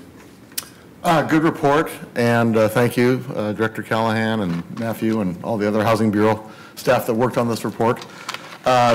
I guess my two parting thoughts are as follows. One is be relentless on inclusionary housing. As I've said recently in several forums, inclusionary housing will produce far more affordable units over the long term than any bond measures will. So stick at it, and the results will be there. And then as Shannon and both the mayor know, we have one of the purposes of the housing bond is to invest in intergenerational communities to support raising and adopting foster kids. So intergenerational communities have a lot of positives for older adults, for foster kids, and so I hope we'll see some of those in the next report. So please vote aye. Wheeler? Great thoughts, Dan, and I certainly look forward to taking up that conversation. I think it's a very important one. First of all, obviously, I want to thank Director Callahan, and I want to thank Matt, sorry. Gee, I've only known you for 10 years. Anyway, Matt, thank you. Excellent report. I appreciate that. And I want to thank the entire Housing Bureau staff for putting this report together. This report gives data to what many of us have noticed for a long time, and for many people in our community, it gives us data to back what they just know to be true in their day-to-day lives. Portland continues to grow. We are now the 5th largest city on the West Coast. Young, educated people continue to join our city, but overall, Portland's wealth is unevenly distributed, and many of our historic residents are struggling to make ends meet and pay the rent. We all know that. And while the last 2 years did see historic housing production levels, we still don't have enough affordable homes for everybody who needs them in our community. So as well as reporting on the market conditions, this year's report does a particularly good job of giving us insight into the strategic initiatives and focus areas that are going to drive the Housing Bureau's work both in the present and in the years ahead to address low-income Portlanders, and I would even argue very, very low to zero income Portlanders. This report had some really great highlights. We brought 146 units to the northeast Portland area under the northeast neighborhood housing strategy, with 370 more units to come. We have over 350 affordable units that were already permitted by the Inclusionary Housing Program as of September, and that number is expected to rise precipitously. And that our affordable housing bond has already purchased 634 units of affordable housing. That's roughly half the housing that was promised by the bond in its first 7 years. So in my estimation, we're way ahead of schedule there. And with the voters passing both the regional housing bond and the accompanying constitutional amendment, we have the opportunity to get even more leverage out of that opportunity. And so while there is certainly much more work to be done in providing every Portlander with a safe, affordable place to call home, the Bureau and the city have obviously not been idle. We have approached this issue with passion. We've approached it with data-driven solutions. We have used innovative financing tools, and we have a sense of collective urgency to address this important issue. In pursuing its strategic initiatives, the bond, the Inclusionary Housing Program, supportive housing, the Northeast Housing Strategy, the Rental Services Office, the Joint Office of Homeless Services, the multi-program, and other efforts, the Bureau is working hard to move us closer to addressing our city's affordable housing needs. So I want to thank all of the staff assembled here. This is a collective representation of your hard work as a team. And I personally want to thank you for it because it remains one of, if not the top issue that the people of this city are concerned about it. And you are jumping in with both feet. So thank you for that. Thank you, Cupid Alexander, from my office for always keeping me in the loop and working well with the housing team to make sure that we're all on the same page and that we're working with the entirety of the City Council to push our collective agenda forward. I vote aye. The report's accepted. And we will take a recess until 4 p.m.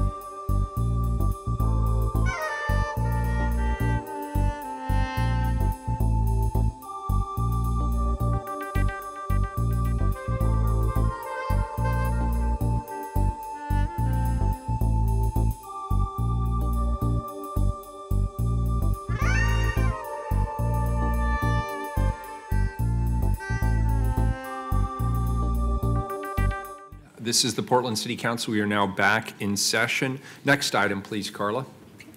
Item 1345, accept the Oregon Sports Authority's annual report on national and international sports marketing activities and event recruiting services. Colleagues, the city contracts with the Oregon Sports Authority to provide sports marketing and event recruitment services to bring major sporting events to Portland, including to city-owned venues such as the Veterans Memorial Coliseum and Providence Park.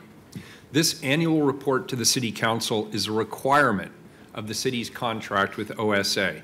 The city's contract with OSA is managed by the Spectators, Venues, and Visitor Activities Program at the Office of Management and Finance. Let's welcome Jim Etzel, Oregon Sports Authority CEO, and Doug Oblitz, Oregon Sports Authority Board President, to present the fiscal year 2017-2018 OSA annual report. Thank you, gentlemen, for being here today. And ladies, welcome. Good afternoon. Good afternoon. Doug Oblitz with the Oregon Sports Authority. I'm thrilled to be here. And before I get into my extensive remarks, I do want to thank the mayor and the city council for its ongoing support of our activities. And also wanted to call out the work of the city's representative to our board, Susan Hartnett, who I hear is retiring and has really done an outstanding job in representing the city and helping us through our mission.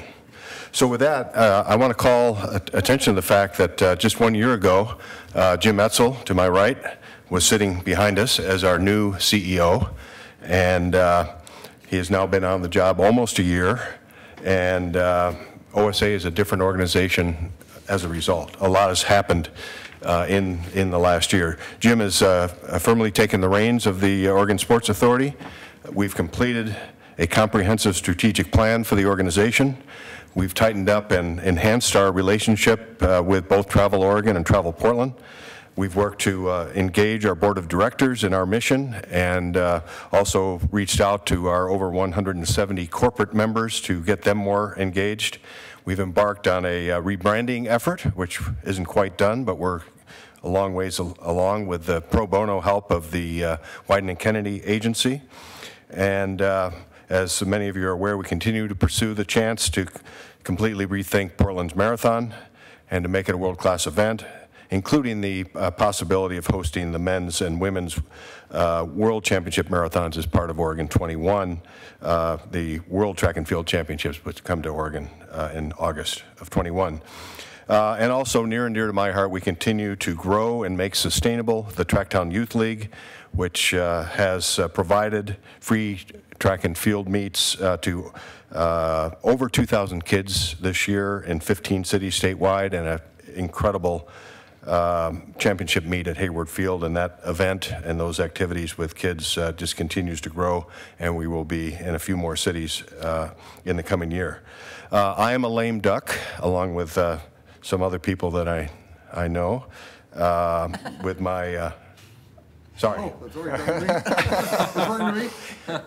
Yes. That was such a subtle look that you missed it, but I got it. You got it, thank you. I just have a few months left on my 2-year term. It's been a great run. I've never been more excited about the direction of the Oregon Sports Authority. I think we're on a great path forward, and we look forward to continuing to build our relationship with the city in the coming years. And with that, I'm going to turn it over to our CEO, Jim Etzel. Thanks, Doug. First, I just want to thank for your time, interest, and support of our organization, Mayor Wheeler, commissioners, our city liaisons, Susan Hartnett and Carl Lyle. We really appreciate everything you do to back our mission. You know, Doug touched on it, just completing my first year, super excited about the opportunity and the potential of this organization, the past history. I knew Drew for 22 years. Drew's still very much checking in on us. We had a great transition. I'm a lifelong resident of Portland. I was away for a few years of my professional career, but started an agency here and have been a long time member of the Oregon Sports Authority supporting its mission. Also was a board member 15, 16 years ago for a couple-year terms. So an organization is very near and dear to my heart, and I'm super passionate about the direction and future of it. So I'll try to be pretty brief and to the point as we move through this. It was really a remarkable year. Before I jump into it, I kind of want to recognize our staff who are critical to any successes we have. Seated behind me is Meyer Freeman, our COO, a 19-year employee of the organization.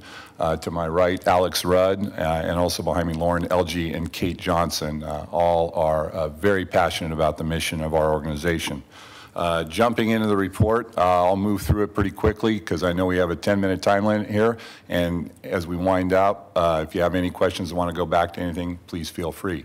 First off, the events that we held in this 2017-2018 budget cycle and hosted, the highlight had to be PK80, the Phil Knight Invitational celebrating his 80th birthday, was the hands down the greatest college basketball tournament in the history of the sport. 16 teams, some of the biggest names in collegiate sports. We drew 118,000 spectators to Moda Center and Veterans Memorial Coliseum. It was a great way to showcase some of the improvements and renovations that happened in Veterans Memorial Coliseum. Economic impact of $6 million. The event was televised on ESPN every single game, 32 games, which was remarkable exposure for our community. Excited to report that plans are underway for PK85.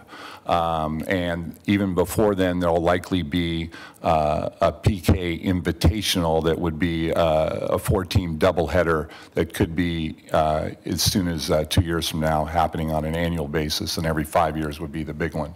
So that's a very exciting and a testament to the success of the concept. We also hosted last February the U.S. Synchronized Figure Skating Championships in VMC.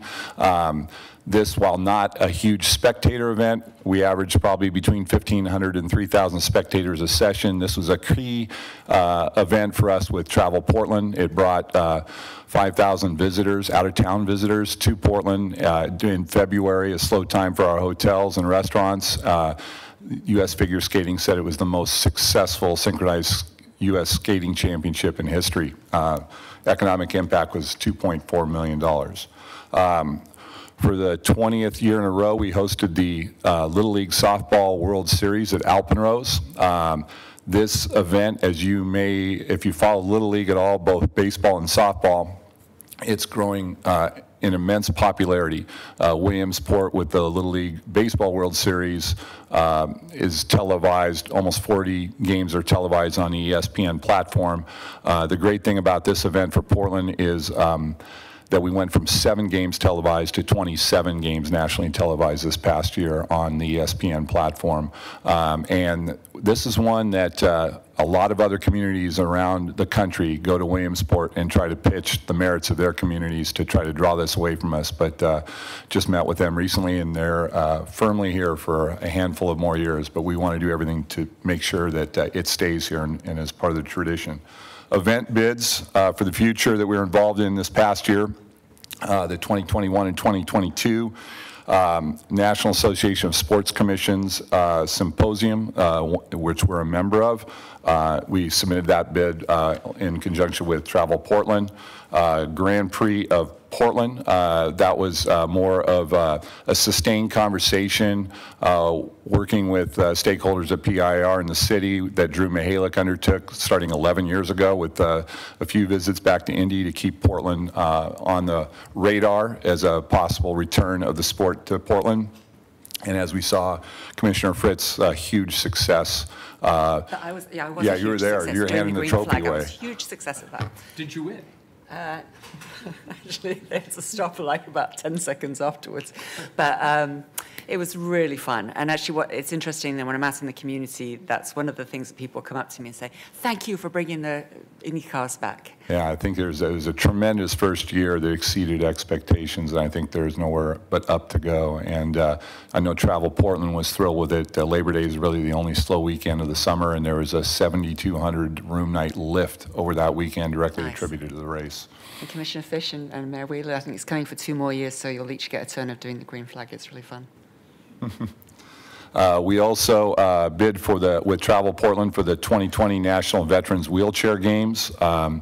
We are in the final throes of formalizing this agreement, so this looks like a win. It's the largest wheelchair disabled sporting event in the world, and we expect 6,000 room nights and 700 veterans coming to Portland, Oregon.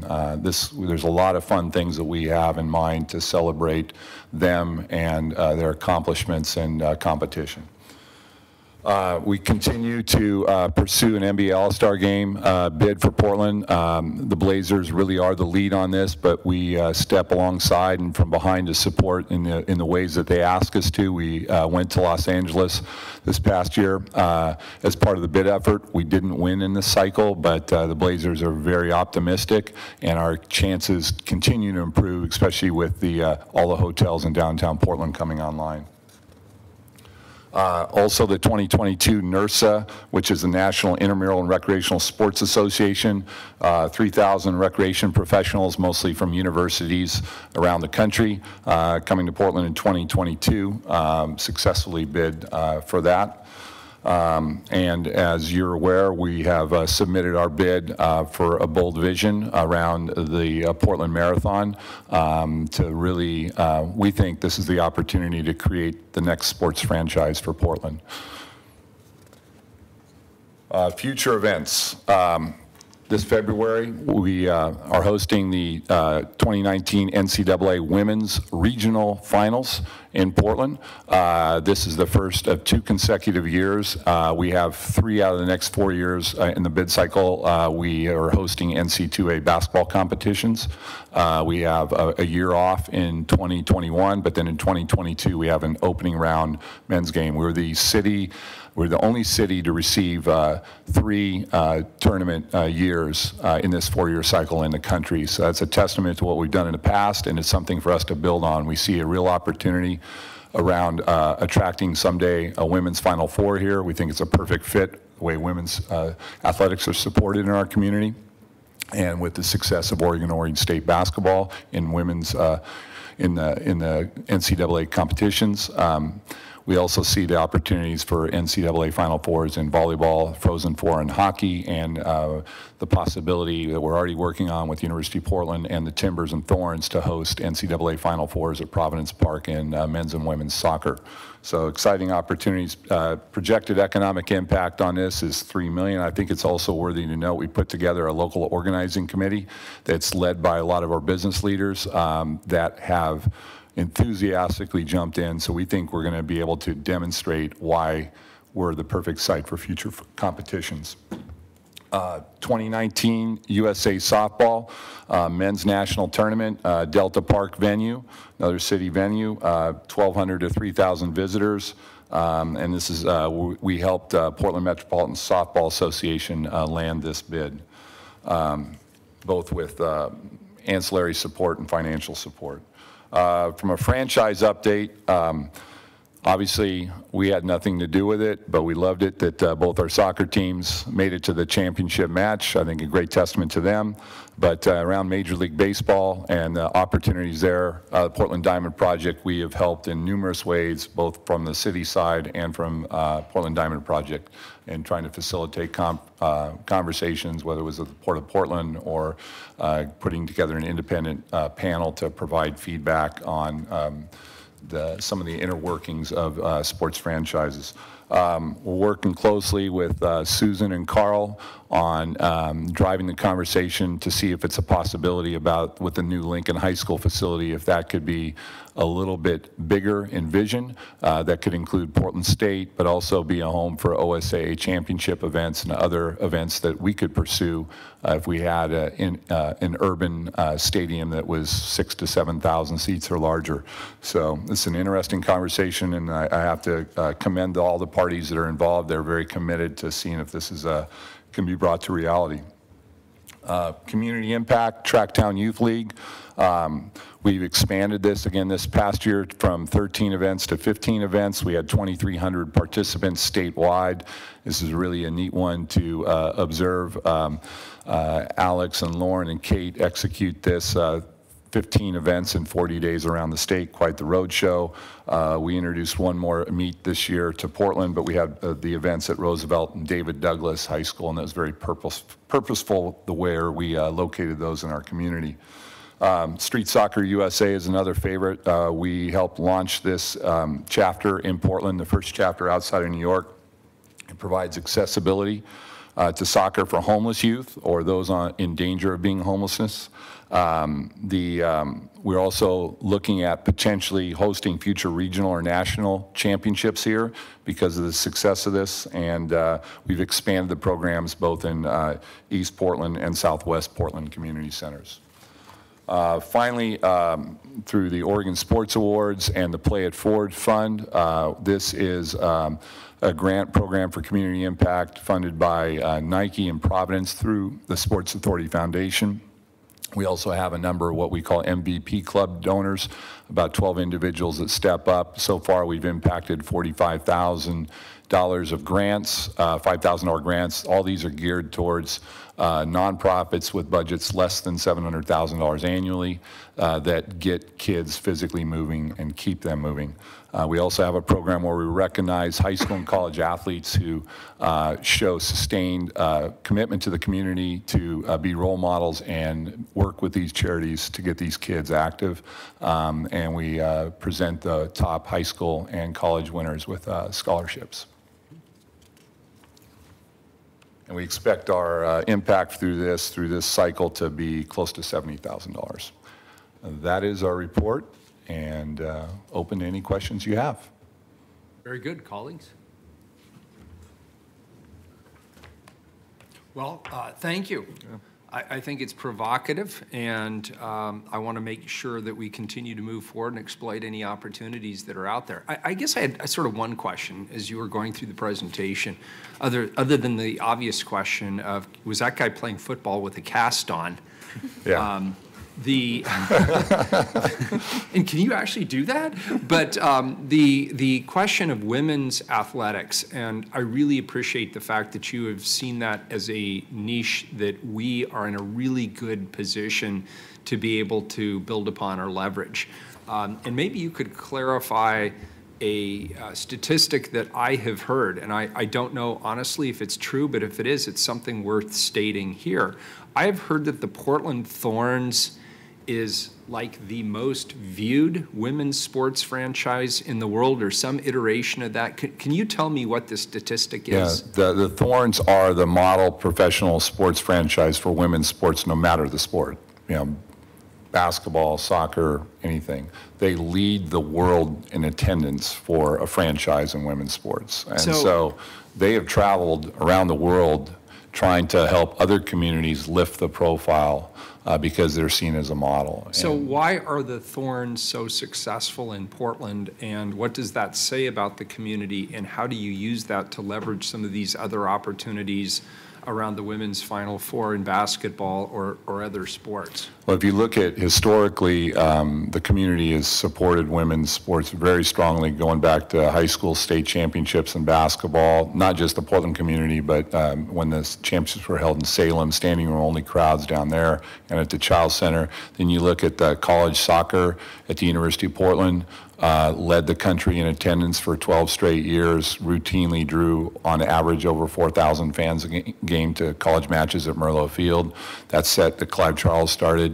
That set a tone. The success of Oregon State women's basketball and the way they draw fans. I mean, they both draw 7,000 to 9,000 fans a game.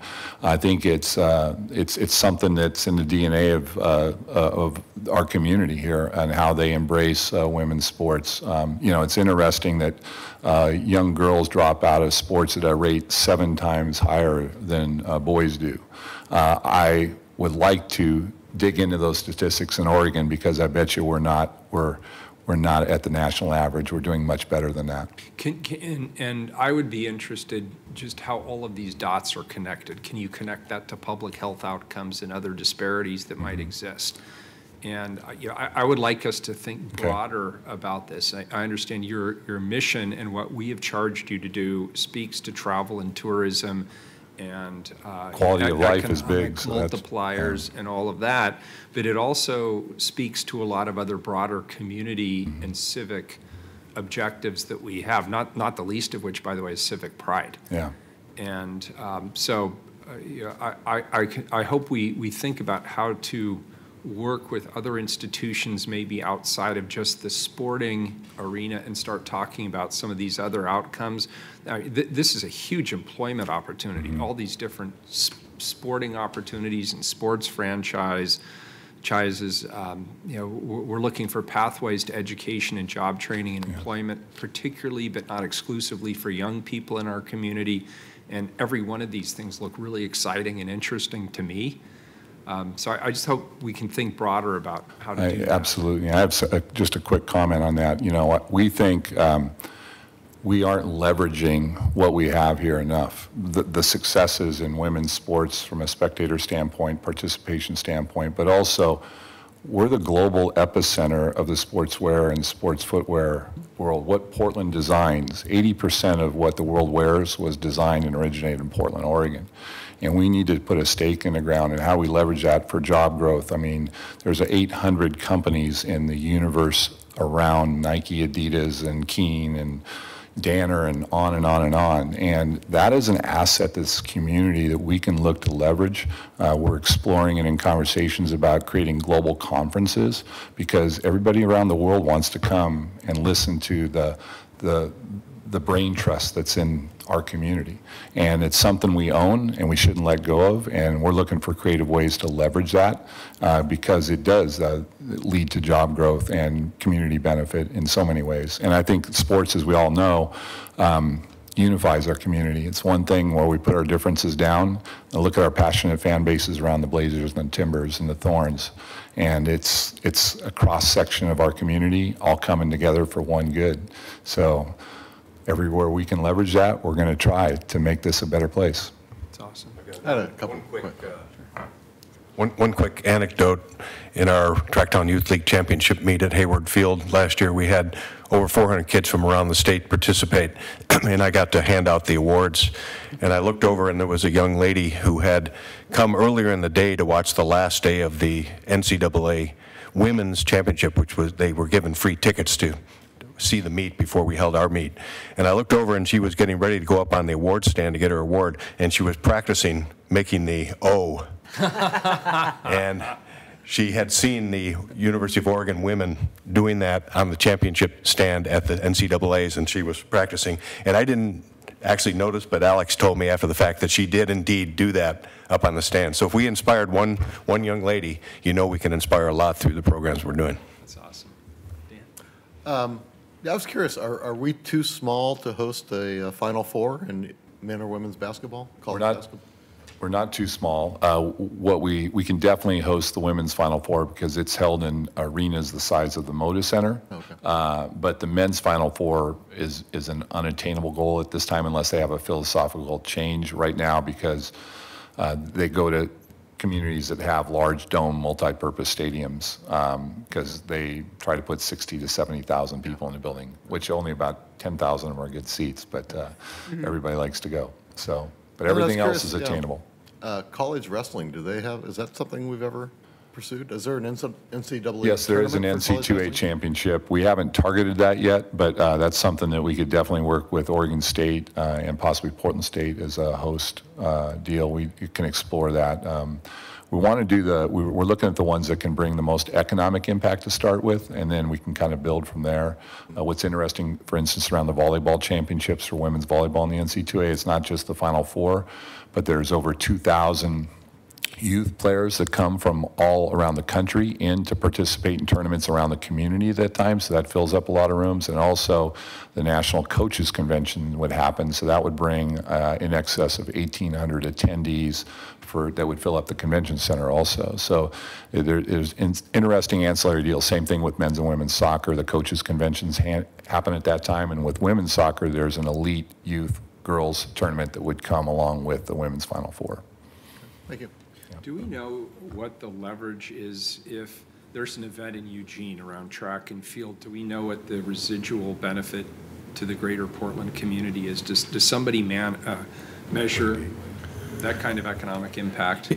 Yeah, I don't know if we have precise numbers, but what we know is that most of the visitors for the Oregon 21, the World Track and Field Championships, their gateway will be the PDX.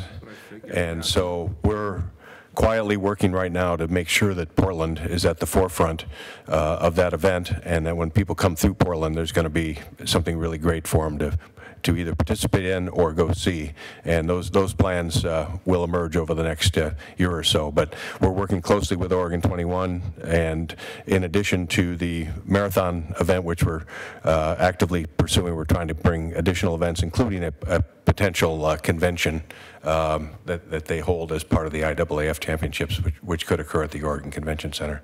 So we will be fine-tuning those numbers and understanding more about the total number of visitors that will occur, and we can report back on that. Very good. But at any rate, we should be cheering for any sports opportunity in Oregon that brings people in, right? Yes, absolutely. We should be doing what we can to help leverage those opportunities. Yes. And because of the other tourism that exists around our state, the coast, the gorge, the mountains, Central Oregon, what we see and what Travel Oregon, Travel Portland see is people that come for events here often put shoulders on it, and they go because they always want to come to Portland or Oregon, and this was their opportunity or excuse, and now that allows them to go to the coast and see something they've always wanted to do, or the gorge or the mountains. So those are things that we're trying to spread the benefit of that visit beyond just being at the site. So do we have that level of coordination now around the state on these types of events? Are we all communicating? Are we sharing ideas and information? We meet with Travel Portland every month. We probably talk to them multiple times every week. Same thing with Travel Oregon, not quite as frequently, but we're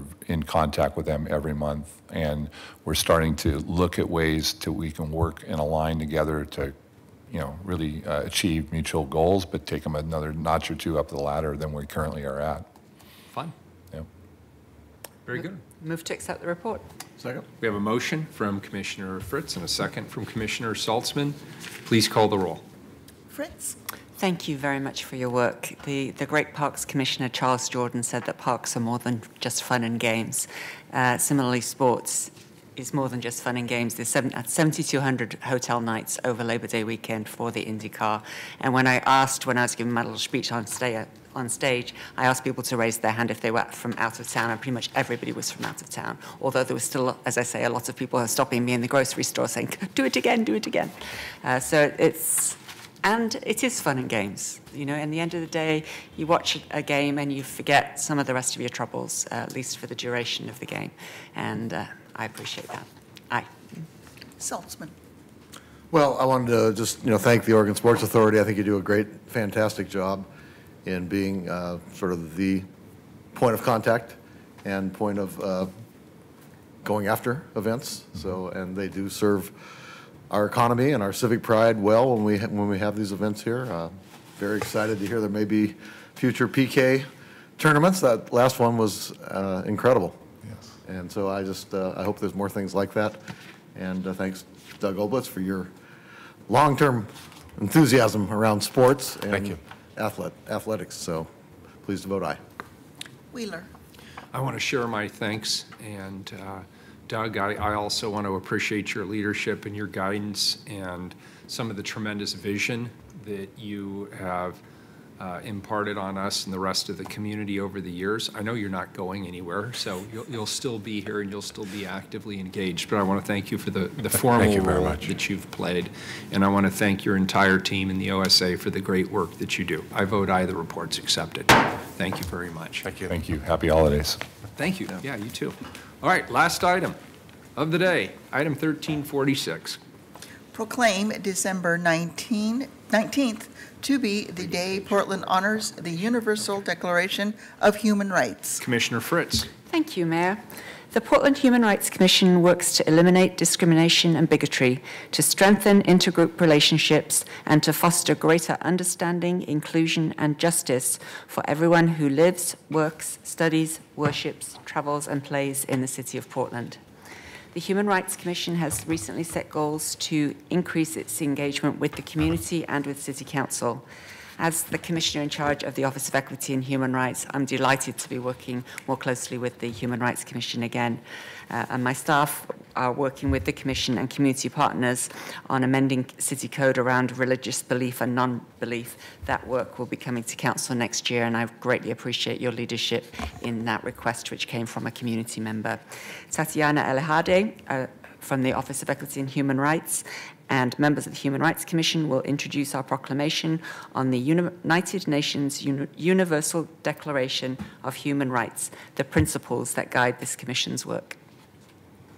Great, thank you so much. For the record, my name is Tatiana Elejalde with the Office of Equity and Human Rights.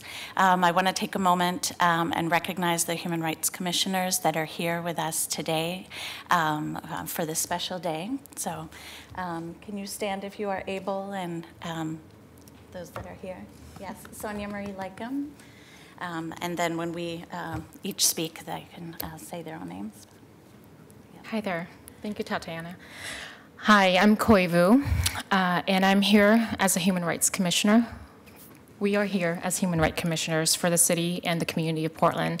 First of all, we'd like to thank Mayor Wheeler and Commissioner Fritz and Commissioner Saltzman for inviting us here today on the 70th anniversary of the adoption of the United Nations Declaration of Human Rights. As you probably already know, many of us wear multiple hats in our community and have different touch points in our communities. But as Human Rights Commissioners, we play one of our most vital roles as advocates for human rights, policy advisors for the city, and liaison for our most vulnerable community members. Part of that means centering and uplifting the voices of our most impacted community members, such as during public comment, a process that the Commission highly values. As you mentioned earlier, Commissioner Fritz, one of our most recent successful collaboration is the application of an equity and human rights lens as the City of Portland's recent work on the Non-Religious Belief Ordinance Amendment, which enhances the protection of those who do not have religious affiliations and beliefs, as well as to those who do. We thank you for listening to our concerns and the recommendations of the commissioners, and taking those recommendations to heart and making movement in making Portland a more inclusive place. And that there's still more work to be done. We can do better. We can listen more. We can open our hearts and our government to changes and practices and policies that will make our community a safer and better place to live and to visit. The Human Rights Commission believes that having a home and a house and a chance to live where they choose and how to live is a human right. We believe the right to assemble peacefully is a human right. We believe that access to safety and justice, regardless of the color of our skin and our immigration status, is a human right. And we know that we can do this together. We look forward to your continued leadership and our partnership in enhancing the work of the Human Rights Commission. Thank you. I also want to take a moment to thank the Mayor and City Council for your increased engagement with the Human Rights Commission.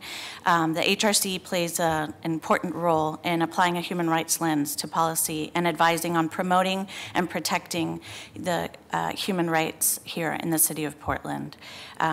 They bring the human rights concerns of community to your attention, and look forward to doing so on a more regular basis. Now I'm going to pass it off to our Commissioner, who will read the proclamation today. Hi, thank you for being with us today on this occasion. My name is Chris Wallace Caldwell, and I'll read the proclamation and just want to point out that while there's some historical gravitas and weight to this, there's also current context. As we go through, there's articles referenced from the City of Portland that we make that link to for the declaration. Whereas we who live, work, study, worship, travel, and recreate in the City of Portland recognize that a culturally vibrant community is built on equity and inclusion. And whereas on December 10th, 1948, the United Nations adopted the Universal Declaration of Human Rights, a document that continues to be a call to action for the City of Portland to meet its obligation to promote, protect, and model a praxis of governing that employs human rights and fundamental freedoms. And whereas we acknowledge with humility that the present City of Portland exists on the lands of the Multnomah, Wasco, Cowlitz, Cathlamet, Clackamas, Bens of Chinook, Tualatin, Kalapuya, Mulaya, and many other tribes and the indigenous peoples who made their homes along the Columbia and Willamette rivers. And whereas we acknowledge with gratitude the past and present internally displaced people, enslaved people, immigrants, and refugees to our community, who by their courage, creativity, and resourcefulness have built up and enriched the physical, cultural, and spiritual environment of our common home. And whereas the City of Portland acknowledges the illegitimacy of white supremacist movements and historical racial discrimination that has plagued our collective experience. And whereas the City of Portland is committed to protecting and improving the lives of all our community members and strives to eliminate all forms of discrimination, because such discrimination poses a threat to the health, safety, and welfare of our community, we humbly acknowledge that we have much to do. And whereas the City of Portland acknowledges the structurally and systemically oppressive institutions that impact people, we aim to alleviate this harm through policies and practices that affirm the need for collective liberation of all people who thrive in our city. And whereas, in accordance with Article 1 in the Universal Declaration of Human Rights, the City of Portland recognizes the right of all people to self-determination and political and economic agency, we aim to model our policies and practices to affirm this belief. And whereas, in accordance with Article 2, the City of Portland affirms its sanctuary city commitment that protects undocumented people from federal enforcement of harsh detainment and deportation policies, regardless of legal strategies used to attain citizenship. We continue to acknowledge the need to prohibit the denial of social and economic benefits and discrimination against people based on race, religion, color, national origin, English proficiency, gender, age, and disabilities. And whereas, in accordance with Article 3, the City of Portland recognizes the lives lost and the families who have been directly impacted by the use of force against unarmed civilians from law enforcement as a direct threat to the collective experience of human rights for all being acknowledged in practice. And whereas, in accordance with Articles 13 and 19, the City of Portland recognizes the rights of all people to freedom of movement and expression and to not be unnecessarily surveilled. And whereas, in accordance with Article 16, the City of Portland recognizes the need to affirm gender diversity and the importance of inclusive acts that do not privilege cisgendered people over people who may be gender nonconforming or transgender. And whereas, in accordance with Articles 1, 5, and 25, we do not accept public or private acts of disregard and contempt that present as cruel, inhumane, and degrading treatment, and that outrage the conscience of humankind in the City of Portland for our communities of color, members of our community who are houseless, indigenous, internally displaced, immigrant, refugee, asylum seeking, transgender and LGBTQ individuals, people living with different mental and physical abilities, those who are poor and experiencing poverty, women, youth, and aging, and families impacted by incarceration and the reentry community in the City of Portland. And whereas in accordance with Articles 20 and 21, the City of Portland affirms people's constitutional rights to peaceably assemble and to protest against human rights violations and violators. And whereas in accordance with Article 17, we affirm every community member's right to own property and to be housed. There's more. Yes. There's more. Yes. Whereas the City of Portland reaffirmed its commitment to human rights in March 2008 by establishing a Human Rights Commission whose work is guided by the Universal Declaration of Human Rights. Whereas in accordance with Article 6, the ideals of equality, justice, safety, inclusion, and respect set forth in the Declaration remain unfulfilled promises for many members of our community, including practicing our own constitutional promise of equal protection under the law.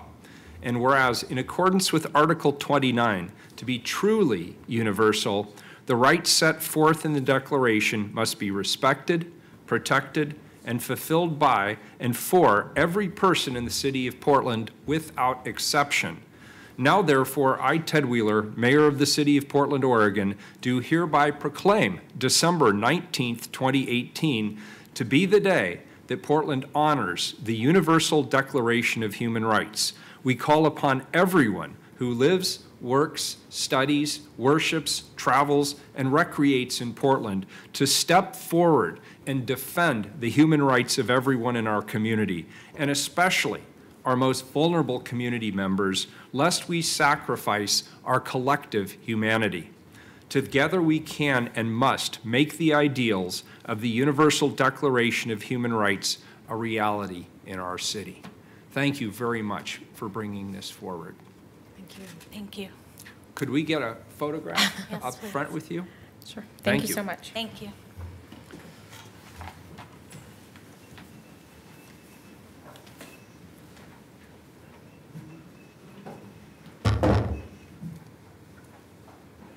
You'll be facing me, if you want to. You're our dapper photographer today? I'm a photographer today. That'll work.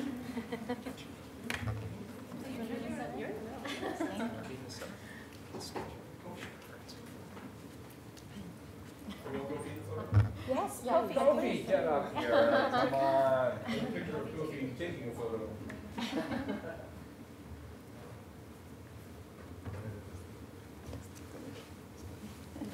Okay, we'll take a few here. 1, 2, 3. 1. Oh, sorry. 1, 2, 3. One more. 1, 2, 3. Thank you so much. Thank you so much for your hard work on this. Really appreciate it. Thank you. Thanks again. Thank you. Thank you so much. Really Thanks for your service and thank you for helping. well done, Kofi. Nicely done. Thank you, Commissioner Britton. Very nicely done. Thank you.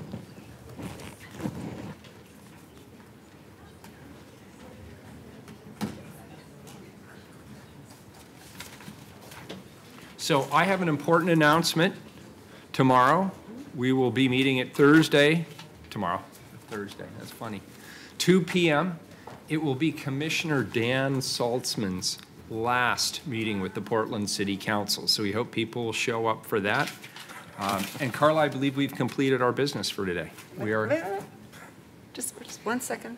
Commissioner I Frist. unfortunately cannot, well, not unfortunately, because I'm going on vacation, but I will not be here tomorrow. So, Commissioner, I just want to say on the record, it's been a real honor and a pleasure to work with you, and thank you again for all of your service to the city.